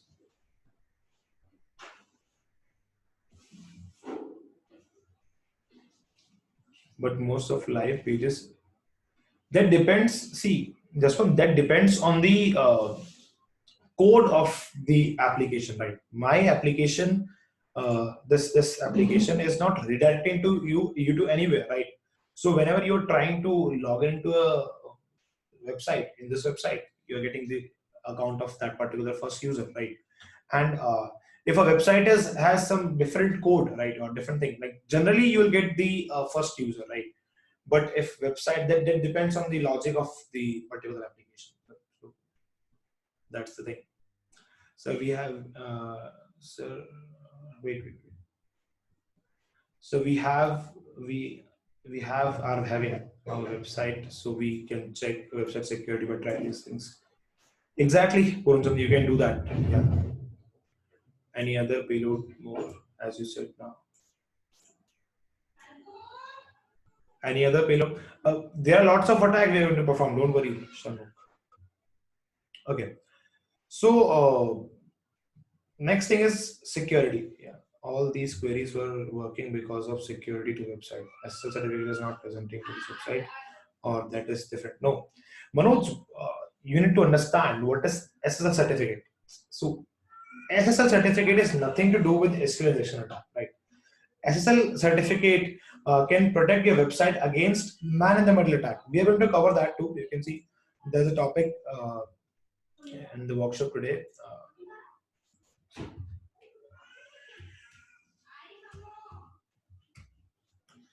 There's a topic in the workshop. We call it session hijacking. Yeah, cookie stealing. Yeah, this one. Cookie stealing and session hijacking. We are going to perform that only, right? Don't worry. Is it clear? So website will be secured if you use SSL certificate. Your website will not be vulnerable to man-in-the-middle attack, right? Or session hijacking attack.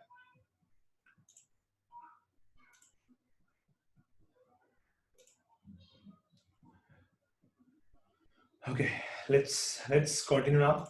Now let's talk about the security of this attack. How you can secure your website from this attack, right? This particular attack. Let's see the logic behind it. So you need to understand one concept before getting this point, right? And that is concept of hash. How many of you know about hash? What is hash?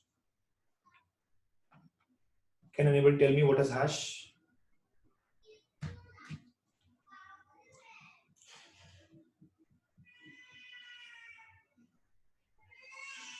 An encrypted form, not Athaba. Used to comment a line. Not that hash, Arvind. I'm not talking about that. See, I'm not talking about this hash, right?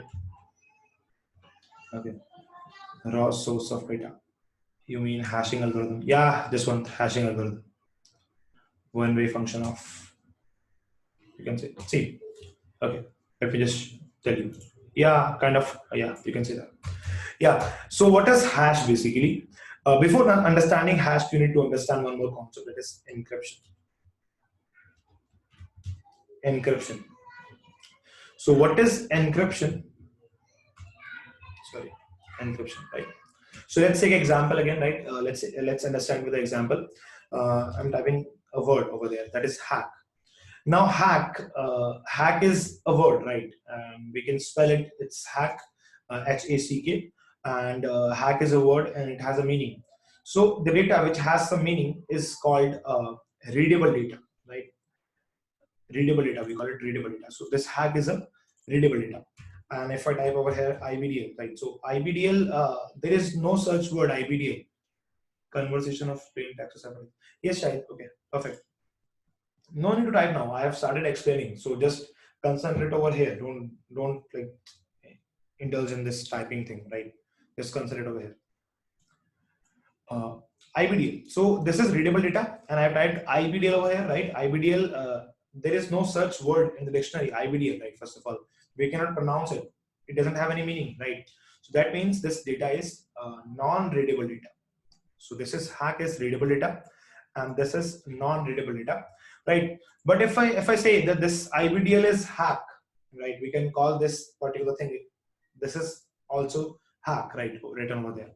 So this statement is not false, right? See, if we say we have applied a formula on hack, we have applied a formula that is +1, right? So what is +1 to hack? It means if we see alphabetically, right? After H it's I, right? After A it's B, after C it's D, and after K it's L. So that is IBDL, right? So converting a readable data to non-readable format by applying a formula is known as encryption in very easy language, right? So this is also called ciphertext, but I'll not say that, right? I'll just make it as simple as possible. Okay. Hi, I got some urgent office work, so I will get the whole recording of this webinar, right? If I get, I will disconnect to. Yes, Gunapa, you are going to get this the recording of this particular session, right? But you'll get it on Tuesday night, right? Not today. You'll get it on Tuesday night, right? Okay. All right. Okay. So hack plus one is equal to IBDL. So converting a readable data to non-readable format by applying some formula is known as encryption. And let's say this hack is my private message, and I want to send this message to my friend, right? And I want that whosoever is taking this message to my friend, from me to my friend, right? And I don't want that person to read the message in between, right? So what I'll do, I just apply a formula on this message, and I'll convert it to some non-readable thing, right? And then when my friend will receive this message, right, he'll just reverse the formula -1, and he'll get his message, right? So the process of converting readable data to non-readable format by applying a formula is known as encryption, and converting it back to original by reversing the formula is known as decryption, right? I hope you got this. What is encryption and decryption? Is it clear to you, all of you?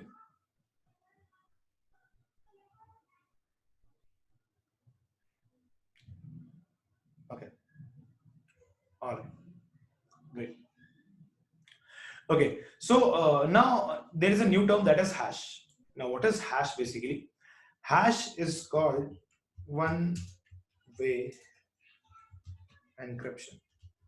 One-way encryption. Now, what is one-way encryption? Right?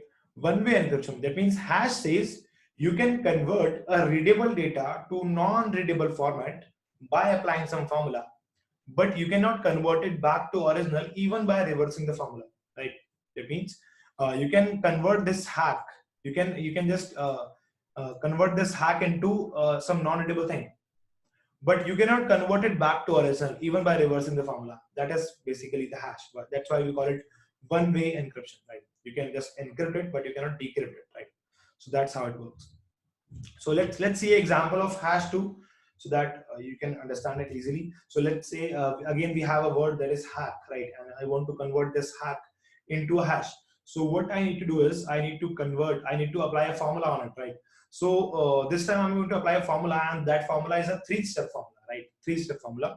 First step is +1. So I'll do +1, and it will be IBDL. That's the output. IBDL will be the output, right?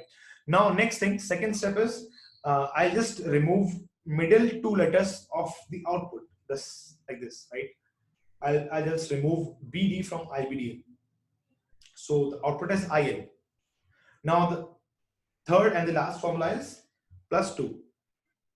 I just make +2 to IL. So if I make +2 to I, so that will be IJK. So that means we'll have K, and let's +2 to LMN. So that will be N, right? So we have this result. So we have this hack, and we have the result also, and we have the formula also. Let's try to decrypt it. So what will be the first step towards decrypting it? Tell me in the chat box. What will be the first step towards decrypting it? Exactly, we'll do -2, right? So let's perform -2, and we'll get IL, right?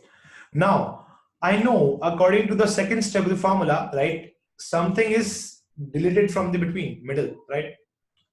We have deleted something from between, but while decrypting this, we don't know what was deleted, right? We don't know what exactly was deleted and what exactly was there in the middle, right? So if we don't know what was there in the middle, right, we'll not be able to decrypt this thing, right? So that is why we call it one-way encryption. That is hash. Is it clear to you? What is hash? Guys, is it clear to you? What is hash? Okay. Okay. Is it good to have one-way encryption if at server end and we don't decrypt it? How the database will know what is effect? Sam, the topic is not completed. I just explained hash, right? Don't be so excited. I'm going to tell you each and everything. Don't worry about that, right? Okay. So this is hash, right? But we can decrypt 2 letters with that key. See, this is an example of hash, right? This is not the actual formula. The actual formula which you use to convert a thing into hash, right? So those formulas very complex, right? You will not be able to decrypt even a single letter, right? Okay. Okay, let's delete this. I think you got hash. Now, what we need to do is we need to apply hashing to our website, right? How you can do that? See how this thing works. When a user signs up, right? When a user sign up on your website, you store data into database, right? Like this. Whenever we sign up over here, right?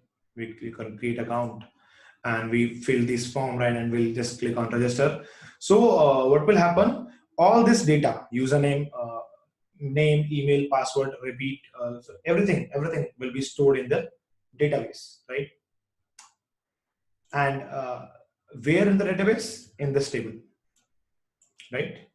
Now, when this user logs in, right? Again, login, you can see login process, right? This is the login process. We have already explained it, right? So for login, we again use this information that is stored in the database, right? Right? Okay. So this is how it works. So what we need to do is we need to apply hashing. That means uh, in the code, whenever you store, like some programmer has scored this website, right? So whenever user enters in information and that information reaches the server, it stores that particular data into the database. So before storing that data into the database, just create hash of this data, right? And then store that hash into the database. Don't store the data exactly how it is, right? Like in the same format that you have received, right? So you need to just change, you need to make hash out of the data and then just store that data into the database. Okay. And then when you want to log in, whenever a user enters his username and password into your website, just what we used to do, whenever a user enters his username and password, like he enters Harminder, so we are entering Harminder over here. When he just enters 123, we are entering 123 digits here in the query, right? Like this. So we should not do this thing like this, right? What we should do, we should convert each and everything. Like whenever a user enters his username, we should convert that username to a hash, and we should convert the password to a hash, and then we should send this username, this hash username, like this, and this hash password like this, right? So tell me, if we implement this thing, if we, like, let's say whenever a user enters his username and password and he clicks on the login button, right, and that username and password reaches the server. Now server is creating hash out of that username and password and then using that hash into the query. Will this attack work on that website?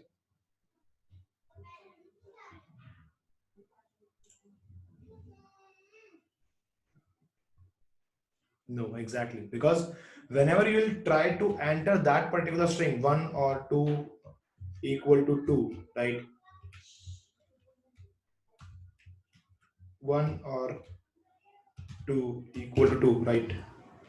So whenever you will enter these things into the query, right? Server will change these things to hash, and then server will use these hash into the query, and then this attack will not be possible on this website, right? And every major website has taken this security measure on their website, right? So this is how it works. This is called simple SQL injection, and you can try it on this attack works on various websites on internet, right? You can, in fact, it works on every third or fourth website of Pakistan, right? You can just check out. right? And you can perform these attacks. And not only Pakistan, you can perform this attack on various websites, various countries website. But I won't recommend these things to do on any website, right? Because the point is that because it's completely illegal here, and whenever you get some knowledge, you also get some responsibility with it, right? So don't use this information, what you're getting from here, right? Don't use this information for to harm others, right? Uh, because there might be some bad consequences of that. And next thing is, let's continue with this. And this was simple SQL injection. I think if you have any doubt, you can just ask me. Do you have any doubt on simple SQL injection, guys?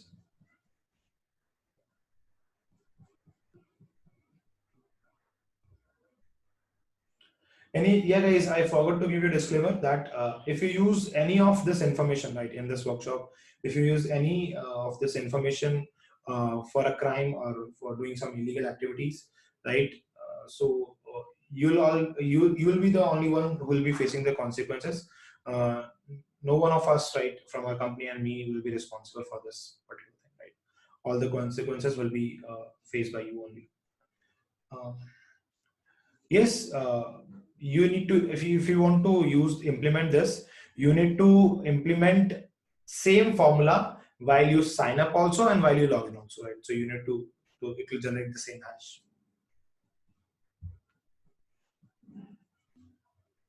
right? Okay, so let's move on to the next topic. So in the DB, all user and password are in hash format. Yeah, exactly, Avinash Dhawan, right? Generally, website used to store username and password into hash format, right? So that's the thing. So we can hack using same hash. See how you can hack using same hash, because you don't know the formula, what formula the website is using, right? First of all, so you'll not be able to get the hash. And next thing is, if even if you get the hash, you'll not be able to decrypt that particular thing. So it's not possible. So if you have any Pakistani website, what can be the consequences? Vikas Razdan, that's a very good question, right? So see, you can perform this attack on any Pakistani website, but there'll be no consequences, right? But that's not guaranteed, right? Because India like never takes all those cyber cases from Pakistan, right? So we India doesn't entertain those particular complaints, so it doesn't matter.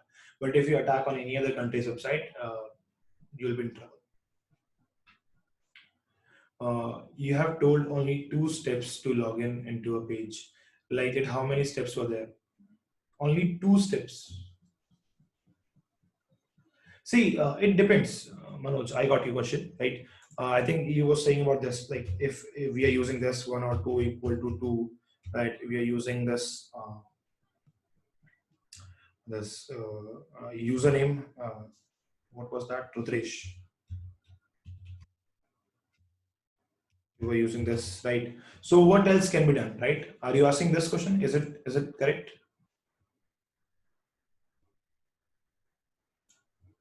Ajay Balaji, you should not do this, right? But the point is that if you want to practice these kind of attacks, you should first take permission from them, right? Then only you do this. Purnachandra, actually, this is not the class of anonymity, right? Actually, that's a wide concept, right? VPNs and anonymity is a wide concept. So that's not possible for me to explain each and everything of that particular thing over here in the workshop, right? In this workshop. So uh, I hope you understand.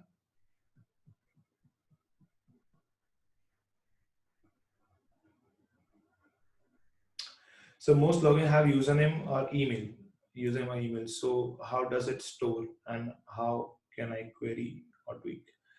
Uh, most obviously, I'm not getting your question. What actually you want to ask? Because actually, whenever a website stored usernames or email, it's just stored in the hash format, right? If the website is good, like if it's not a see, that depends. If website has taken security measure and they are storing the all the things in hash format, right? So you'll not be able to do anything about it, right? You can just search for some other vulnerability, right? There might be some other vulnerability which you can like attack. So just look for that. I have just asked for knowledge purpose. That's okay, Purnchandra. That's perfectly fine. Okay, one or two, Rudesh, any other step? Okay, Manoj, let me tell you that. Yeah, it will generate always, it will always generate the same hash, obviously. If you remember only one.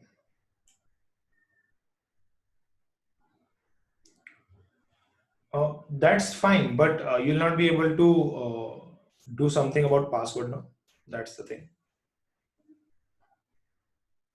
Okay. So someone was asking, can we do anything except this, right? We can use this username password. We can use this username. Can we do anything else? See, that depends. If website is not letting you do the attack, like let's say, let me just change the code to demonstrate this attack to you. Let me just give me a second. Let me just change this.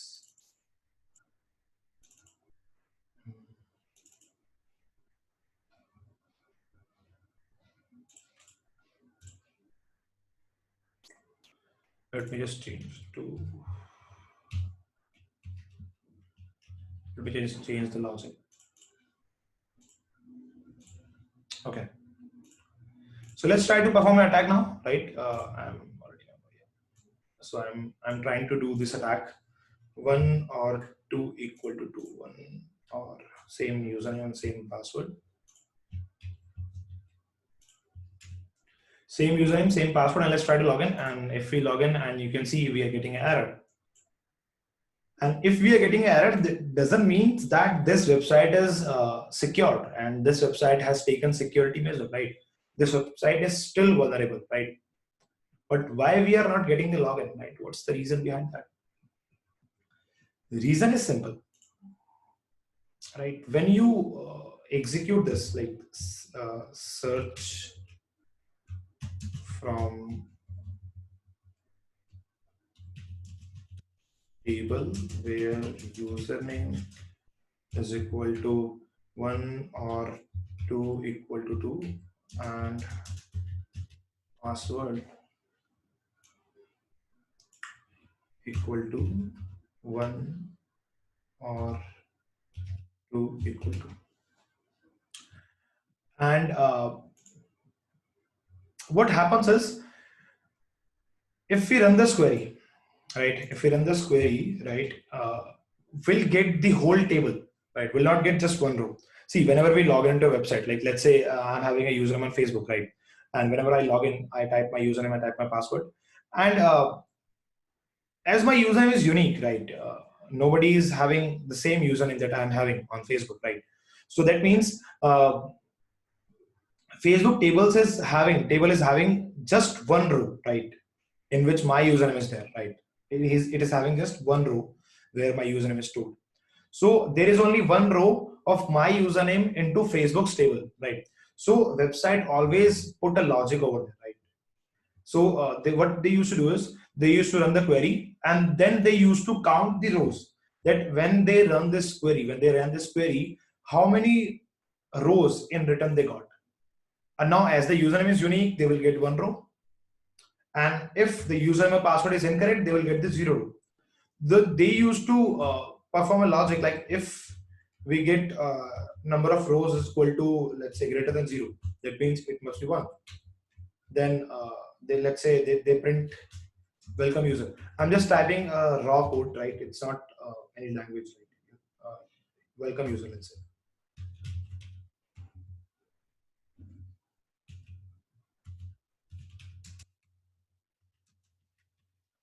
Right? And else they are printing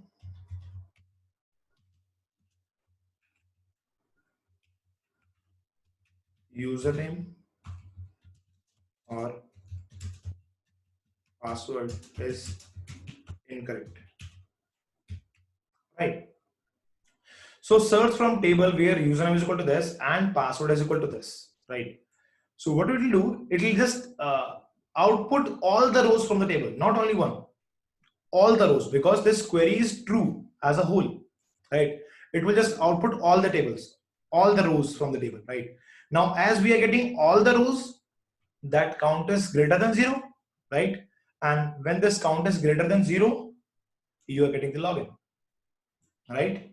If you get this count less than 0 or 0, you will see the username and password is incorrect, right? So if a website use this logic equal to 1, now what will happen? It will just do this, right? Let's say they use equal to 1 thing, right? So now what will happen? If you run this query, it will give you all the rows in output. Let's say table is having 5 rows. You'll get 5 rows in the output, right?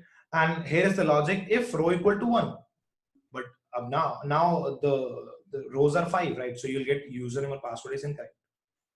So this is incorrect security measure, right? So how this can be bypassed? Let's see that. I hope you're getting my point, right?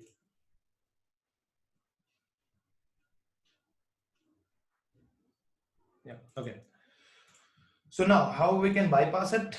Let's say you can see if we are trying to attack this website with the same trick, we are not able to bypass this, and we are getting error because that query is throwing all the rows from the table. And here's the logic that if row equal to 1, right? If you're getting just one row, then log in the user, else show them an error, right? So we're getting error over here, right? So what you can do, you can just do it like this: 1 or 2 equal to 2, same thing.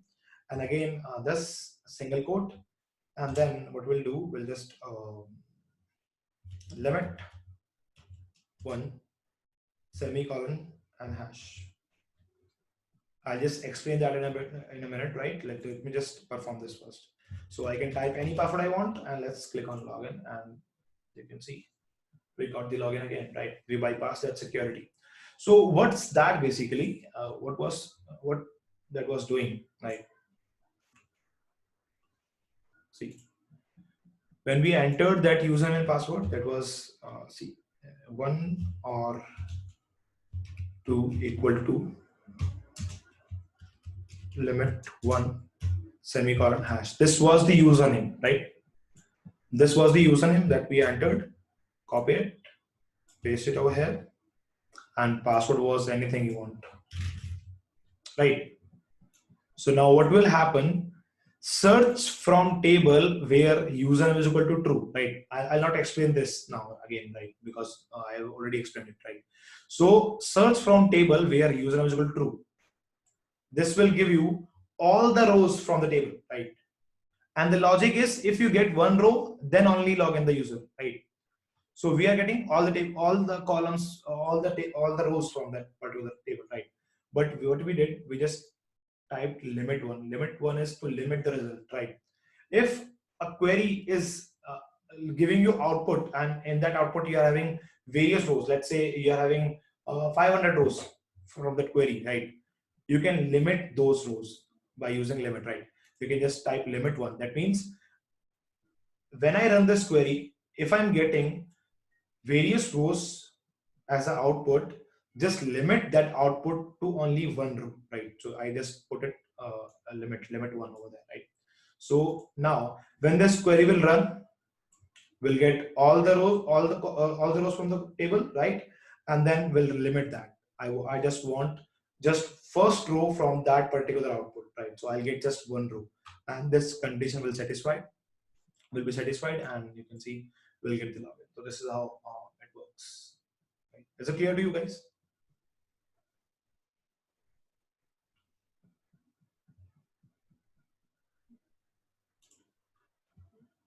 Perfect. Yeah. Okay. So let's move on to the next attack, guys. Right. So I think you got that the perfect security for this particular thing. This particular attack is the same.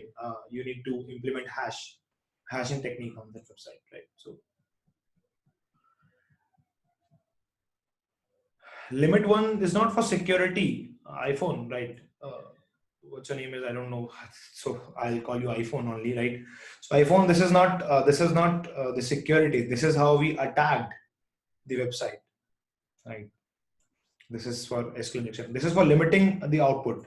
If you're getting 100 row and you want only one row from that particular table, from that particular output, you can just limit one, right? Or you want first 10 row, you can put limit 10, whatever you want, right? Okay, Ajay, that's perfect. Yeah. Okay. Shall I move on to the next attack? Or you are still interested in simple SQL injection now? Okay, perfect. Let's move on to the next. Next is advanced SQL injection, right? Advanced SQL injection. So how it can be done? See, the point is that first of all, if you want to test a website, if the website is vulnerable to advanced SQL injection or not, right? What you need to do is you need to check out that. See, if a website is having a get parameter, what is a get parameter? Let me just explain that first. If a website is having something like this, like let's say https some abc.com slash something, let's say, let's call it anything dot php, or it can be any language, ASP, it can be ASPX, whatever it is, right? It can be JSP also. We are talking about PHP, and ID is equal to something, or you are using something is this website is passing something over there. It's this is called parameter, right? You can see, right? This is called get parameter. That means this website is getting some input. This question mark is for sending some input to a particular page, right? And what is the input? ID is equal to, let's say we are calling it 34. So that means this anything.php is getting an input, and that input name is ID and value is 34. Same way, if you can see, here it is. See, example.com slash home.php question mark URL is equal to side menu.php. That means this home.php is getting an input, right? And that input name is URL, and the value of that input is side underscore menu.php. Right? That's the get parameter, right? So again, as I told you, URL is also an entry point, and you should always check each and every entry point. So if that particular entry point is vulnerable or not, right? So we need to check this URL, right? Let's check this one. So if you want to check if the website is vulnerable to advanced SQL injection or not, right? You can just do one thing. It's a very simple trick to check out if the website is having some vulnerability or not, right? So you can just put a single quote at last. Right? Single quote at last. What is that basically? First of all, let me just explain that, right? See, let's say this is the website and anything.php, and we have a code on anything.php that get the value of ID. I'm just writing an algorithm, right? ID. So it will get 34, right? That means I'm writing a code on anything.php, and the first line of code is get the value of ID, whatever ID is having, and it will get 34, right? So that means we got 34 over here. And let's say I asked to run a query that search from table where ID is equal to 34. If you remember this query, right? ID is equal to 34. That let's say the website is running this query, right? And if we put a single quote over here in the URL, right? So this single quote will be transferred to the code also. That means this website will get the value of ID, and in the value of ID we have 34 and a single quote. And it will send this 34 and single quote to this query also, like this, right? Now, as you can see, in any technology in computer, in any language, right? Whenever you program any language, right? If you type any special character or any character, extra character into a code, right? What will happen? It will generate an error, right? Same way, in this SQL query, we are having one extra special character, and that is basically this single quote, right? So this SQL query will generate an error. Let's see if it generates. If if this website is vulnerable to this attack, this page will generate an error. Let's see. I'm typing single quote over there. Press enter, and we're getting error. First of all, now you need to check, is this error a SQL error or something else?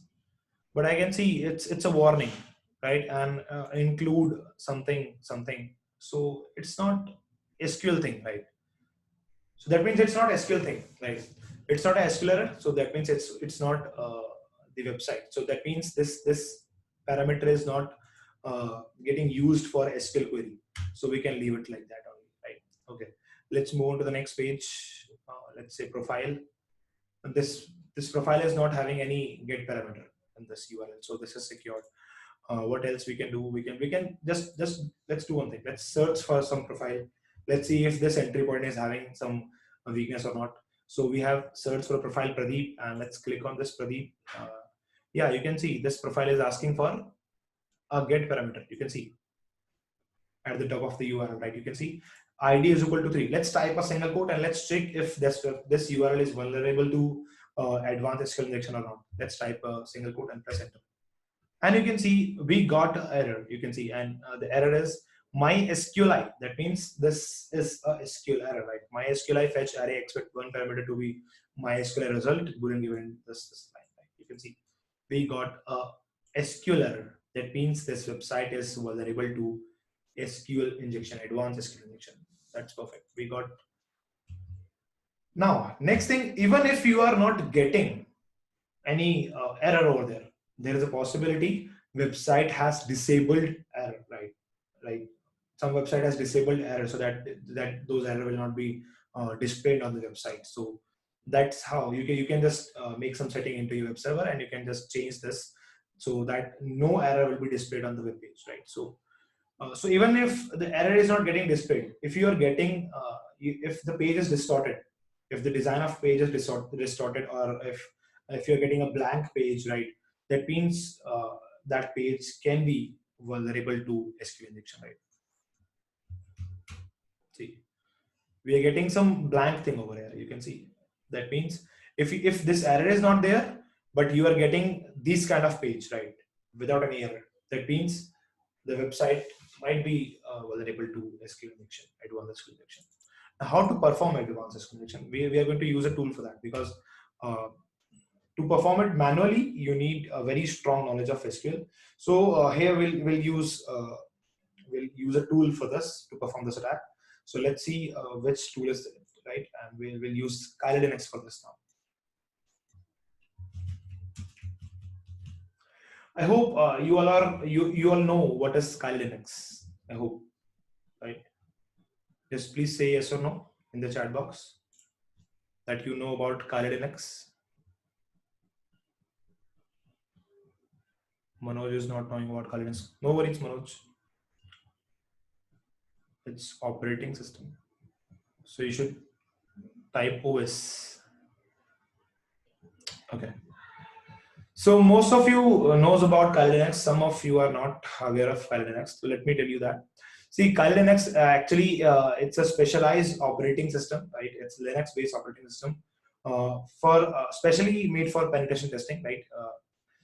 Yeah, exactly. It's hacker's choice operating system, right? Or you can call it fully loaded weapon, right? Which one of the what's your doubt? You have raised your hand, right? Please type it in the chat box. You can type your doubts in the chat box itself, right? Which one of the? So Kali Linux is a fully loaded weapon, right? It have inbuilt tools which are used to perform advanced level of attacks. It's okay, Vishwanathi. That's perfectly fine. No issues. Okay. So will you be giving a link to download Kali Linux at the end? If you want a link, I can provide it to you, but I think you can download it from its official website, like Offensive Security. But if you want it from me, I'll provide you the link to download Kali Linux. Don't worry about that. Yeah. So we'll use Kali Linux, right? So it's an operating system, right? So you can create a virtual machine of Kali Linux. You can install it into a virtual machine, and you can use that to perform some attacks. I've already done it, right? Let me just show you that. Okay, Punchal, I provided. So let's just open Kali Linux Experiment Lab virtual machines. I have Kali installed in my machine. So let me just turn on this machine, right?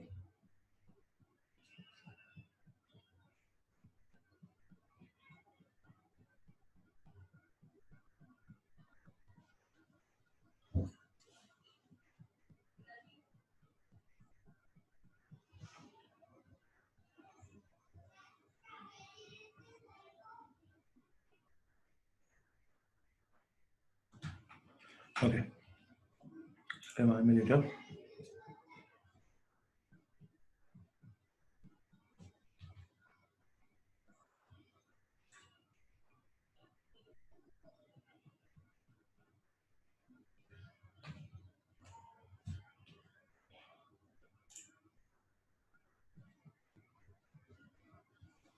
Uh, Aravind, it manually works, right?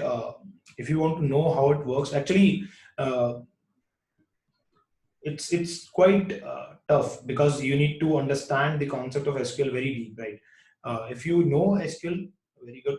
If you have knowledge of SQL, right? So you can perform that attack. I can provide you the article you can read about it, and you can perform it manually. Right? I'll provide you a video about that, right? But it's not possible for me to explain that in class because it will take time, and students will be like, and they will get various doubt because they don't know SQL properly. Right? That's why.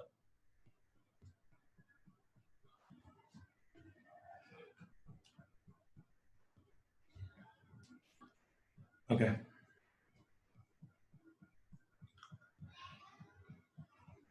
So Kali is getting started.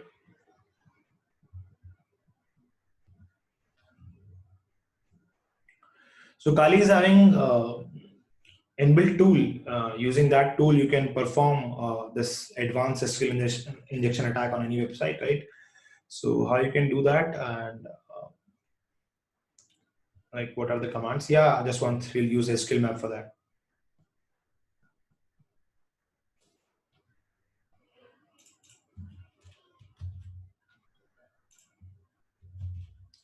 So simple username is root and password is TOOR. I'm saying my PC beef is not working. Can I know reasons? Rajiv, which version of this Kali is you're using right now?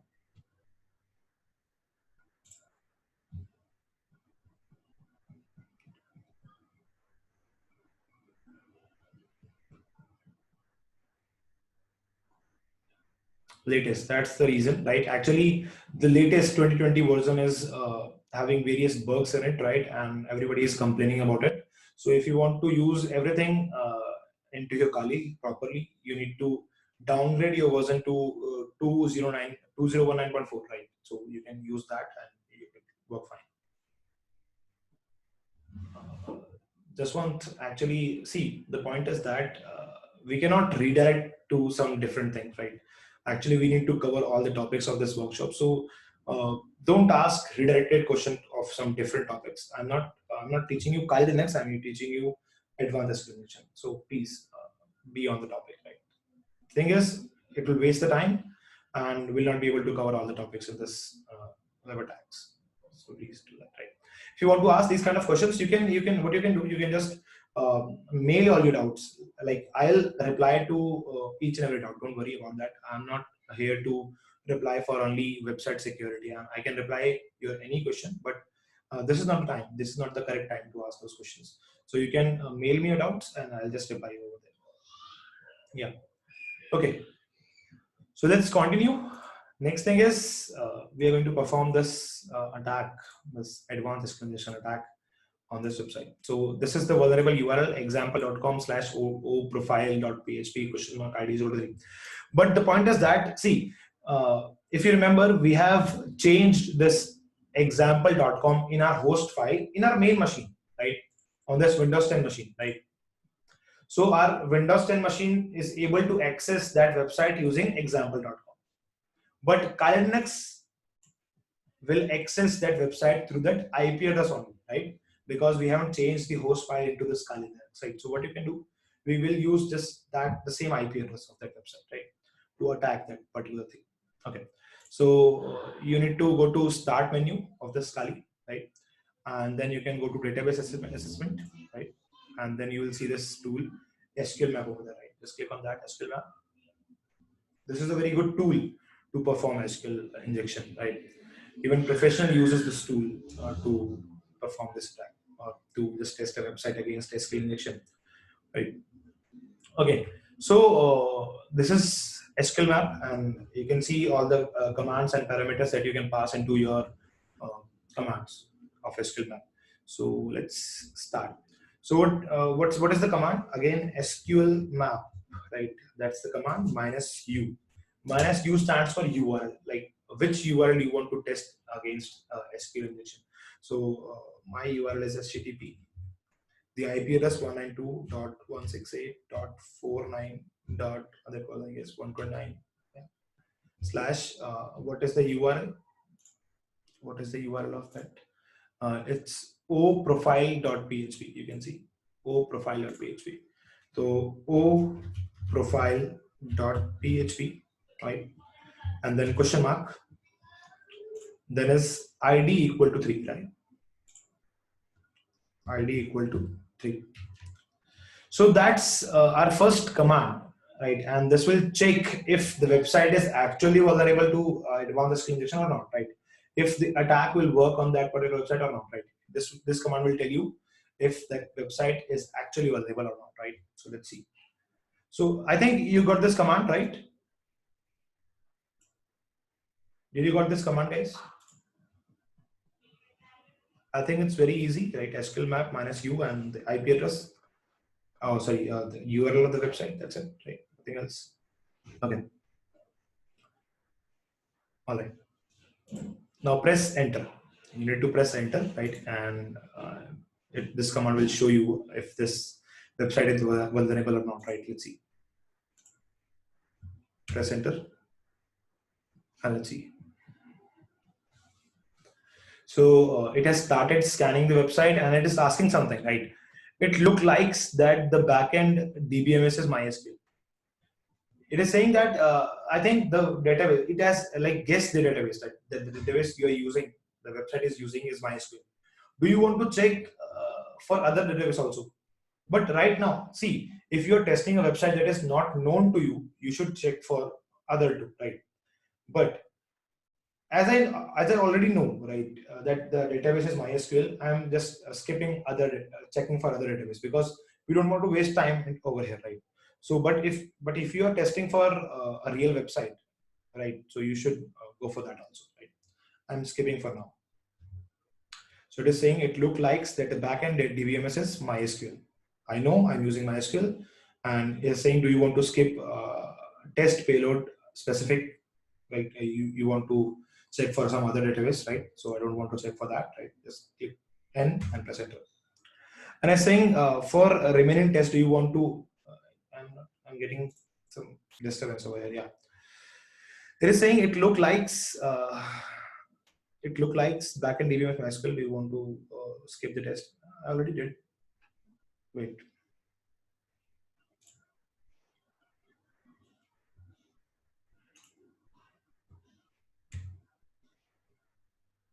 It started. Yeah.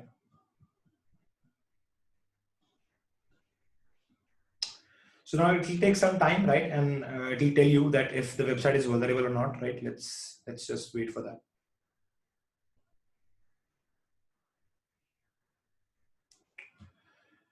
It is saying like, see, get parameter ID is vulnerable. It is saying it is vulnerable, right? Right. We have got the result. Do you want to keep testing for others? Do you want to test for others parameters? Like, we don't want to test any other parameter because we got one parameter and we can perform attack by this parameter itself, right? So we don't want to test anything else. We'll just skip for now, right? Press N and press enter. And you can see it is showing us that this website is vulnerable and this ID parameter is vulnerable to advanced SQL injection attack. That's perfectly fine. We can move further. Now next thing. Now if this website is vulnerable, I want to check out all the databases that it is having, right? I want to check out the name of all the databases, right? Is having. So see, I have created a file. I'll just include this file into your toolkit, right? And this is the file, right? You can see I have created all the commands. Like if you want to scan the website, you can use this command. If you want to retrieve the database, you can use this command. Right? So you can refer this notepad file, right? So I want to check all the databases, right? So what I can do, SQL map minus u means we need to use the same command. SQL map minus u space the website address where you want to attack the URL. And the next thing is minus minus DBS. I want to check all the database names, right? So I want to check all the databases. Right? So press enter and it will fetch all the database names for you. Let's see. We got it. We got the information. See, this website, not only this website, actually, you must be knowing that these days websites are hosted on a shared server. That means I'm like the hosting where I have my website stored, right? Someone else also had like shared that hosting too, right? Let's say there is a possibility this Axpino.com and this workshop.xpano, sorry, let's say cybersecurity.xpano.com or some other domain, right? There is a possibility both these domains are stored on the same server, right? So if this website is having a vulnerability, if this website is having a advanced SQL injection vulnerability, right? So because of this vulnerability, this website's database can also be hacked, right? So we'll get list of all the databases of all the websites that stored on that particular server, right? So this is not the database only of that particular website. You can see, if you remember the name of the database, this is Pentest, right? So the website which we are attacking is Pentest. But because of that vulnerability, all the databases that is on that server are exposed. You can see that, right? These are all databases that exist, right? Okay. So we got the name of all the databases, right? That's perfect. Next thing, but we want to attack on this pen test, right? Because we want to check out the information of this pen test database. So what you can do? Again, the same command, right? Now, I want all the tables that exist in that particular database. So let's do that. So what I'll do, I'll just change it to someone is saying something. Okay. I'll just change it to tables because I want all the tables from the database. Which database? I want it from Pentest, right? Simple. Same command, minus minus tables, because I want all the tables. Minus D stands for database, and which database you want to attack, this Pentest, right? Let's press enter. And we got, there are 3 tables in the database. You can see albums, post, and users. There are 3 tables. Now, what do we want? We want, there must be some sensitive information in this users table, because this users table might be having some information about passwords, username and passwords. So we want to check the columns of this table. So what we can do? Same command, right? Minus minus columns.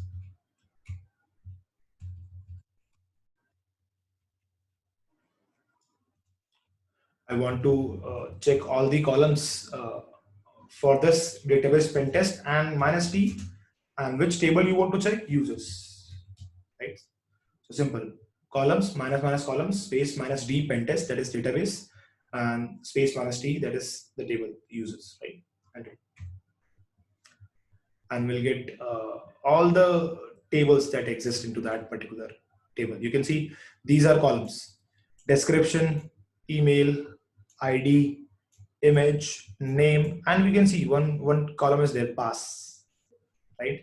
Pass, prof, resume, tag, right? There are lots of columns into this particular table, right? So I want to retrieve the data from this table, right? How can I retrieve the data? Same, right? I want to dump users table. So you can type dump, dump, dump dump, press enter, and you will see lots of things. Yeah, you can see we have got the table. Here it is, right? So ID, IMG, tag, name, and pass. Third column is pass. So that means ID 1, image is this, tag is born to hack, name is Harminder Singh, and the password is see hack@123. Same way, second default tag is blank, name is Shweta, and money is right, something like that.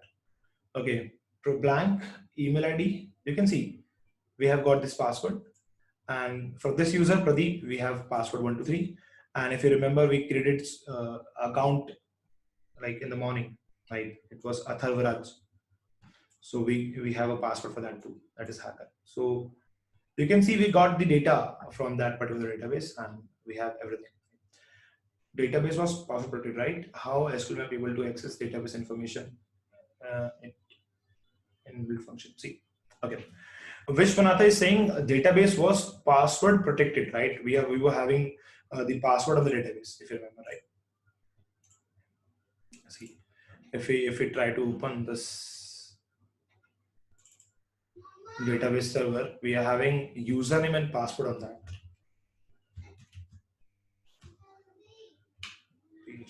Enter. And you will see it is asking for the username and password, right? But how did we manage to get all the database from there, right? It is because of this vulnerability.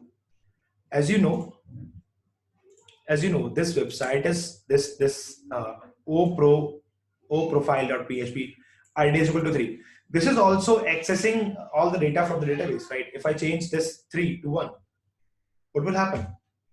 It will change the profile for me, right? Right. That means this particular file is accessing data from database. Let's do one thing. Let's find out the code of this website. Let me just show you the code of this particular file, right? See. Let me go to htdocs, where we have stored this particular website, and you can see here it is oprofile.php, right? Let's just open this. Let's just open this, and it's not like visible properly. Let's copy this file on main machine so that I can show it to you here. Let me just show you the code of this particular file over here. Just copy,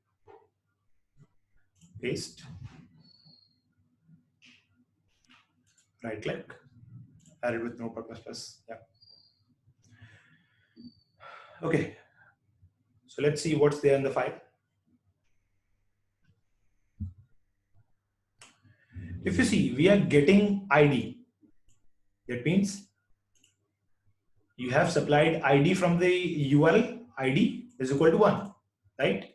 So that means we are getting that ID over here, and we are running some queries. We are trying to fetch data from database using these queries, right? But before that, what we have done, we have made a connection that there is a folder PHP, and inside that folder there is a file that is connection.php. Now let's see what's there in the connection.php, right? Let me show you that file also. There is a folder PHP, and inside that there is a connection.php, right? Let's see. See, we have made a connection to database, and we are supplying username and password root and hack@123.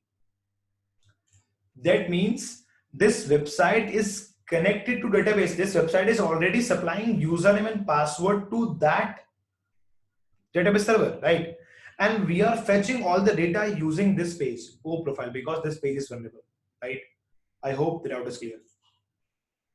Vishwanathan. Yeah, okay, perfect. So sir, we can create a SQL error vulnerable website and host it on some server if we get this confidential info to access another website. Yeah, exactly. Lots of people used to do this, right? They used to create a website, and that website is vulnerable, and using that website, all other databases can be hacked. Yeah, there is a possibility, right? But this thing can also be secured, right? If they set some proper permission to their databases, right? All other website, if those are in the shared hosting, if they use some proper settings into the databases, right? So this attack can be protected, right? Okay. Okay. All right. So I hope this advanced SQL injection is clear to you. Yes or no, guys?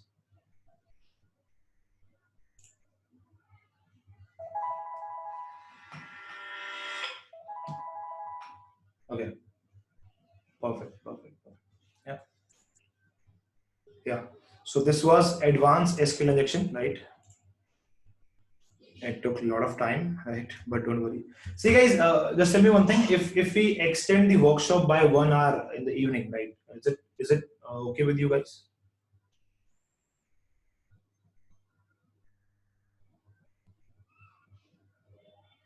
Sorry.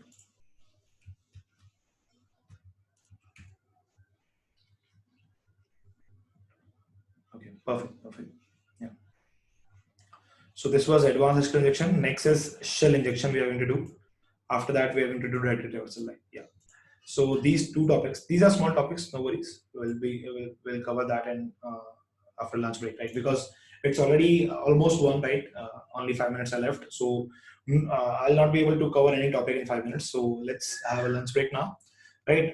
Let's go for lunch, and we'll meet at 2, right? And then we'll cover the rest of the topic, right? Any doubt you have? What if database is installed on another VM and above that we have firewall for incoming filter and temple block? Sam, again, SQL queries has nothing to do with the firewall, first of all. Firewall is something else. Firewall is a set of rules. That means who can make a connection and who cannot, right? What kind of connection it can accept and what kind of connection it cannot, right? So database is there to make connection, because if no one can make connection to database, that means there is no use of database server, right? So that means a website can make a connection to database, right? So and if we hack this website, we'll be able to penetrate into database, right? So even if it's protected with firewall, it doesn't matter at all.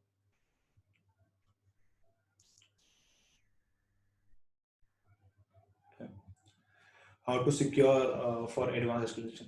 Don't worry, iPhone. I'll just cover that after the lunch break, right? Same link will be able to reconnect. Right? Yeah, after lunch, same link will be working, right? You can connect to the class using same link, right? Anything else? Okay, guys, let's go for lunch break, and we'll restart at 2, right? Goodbye.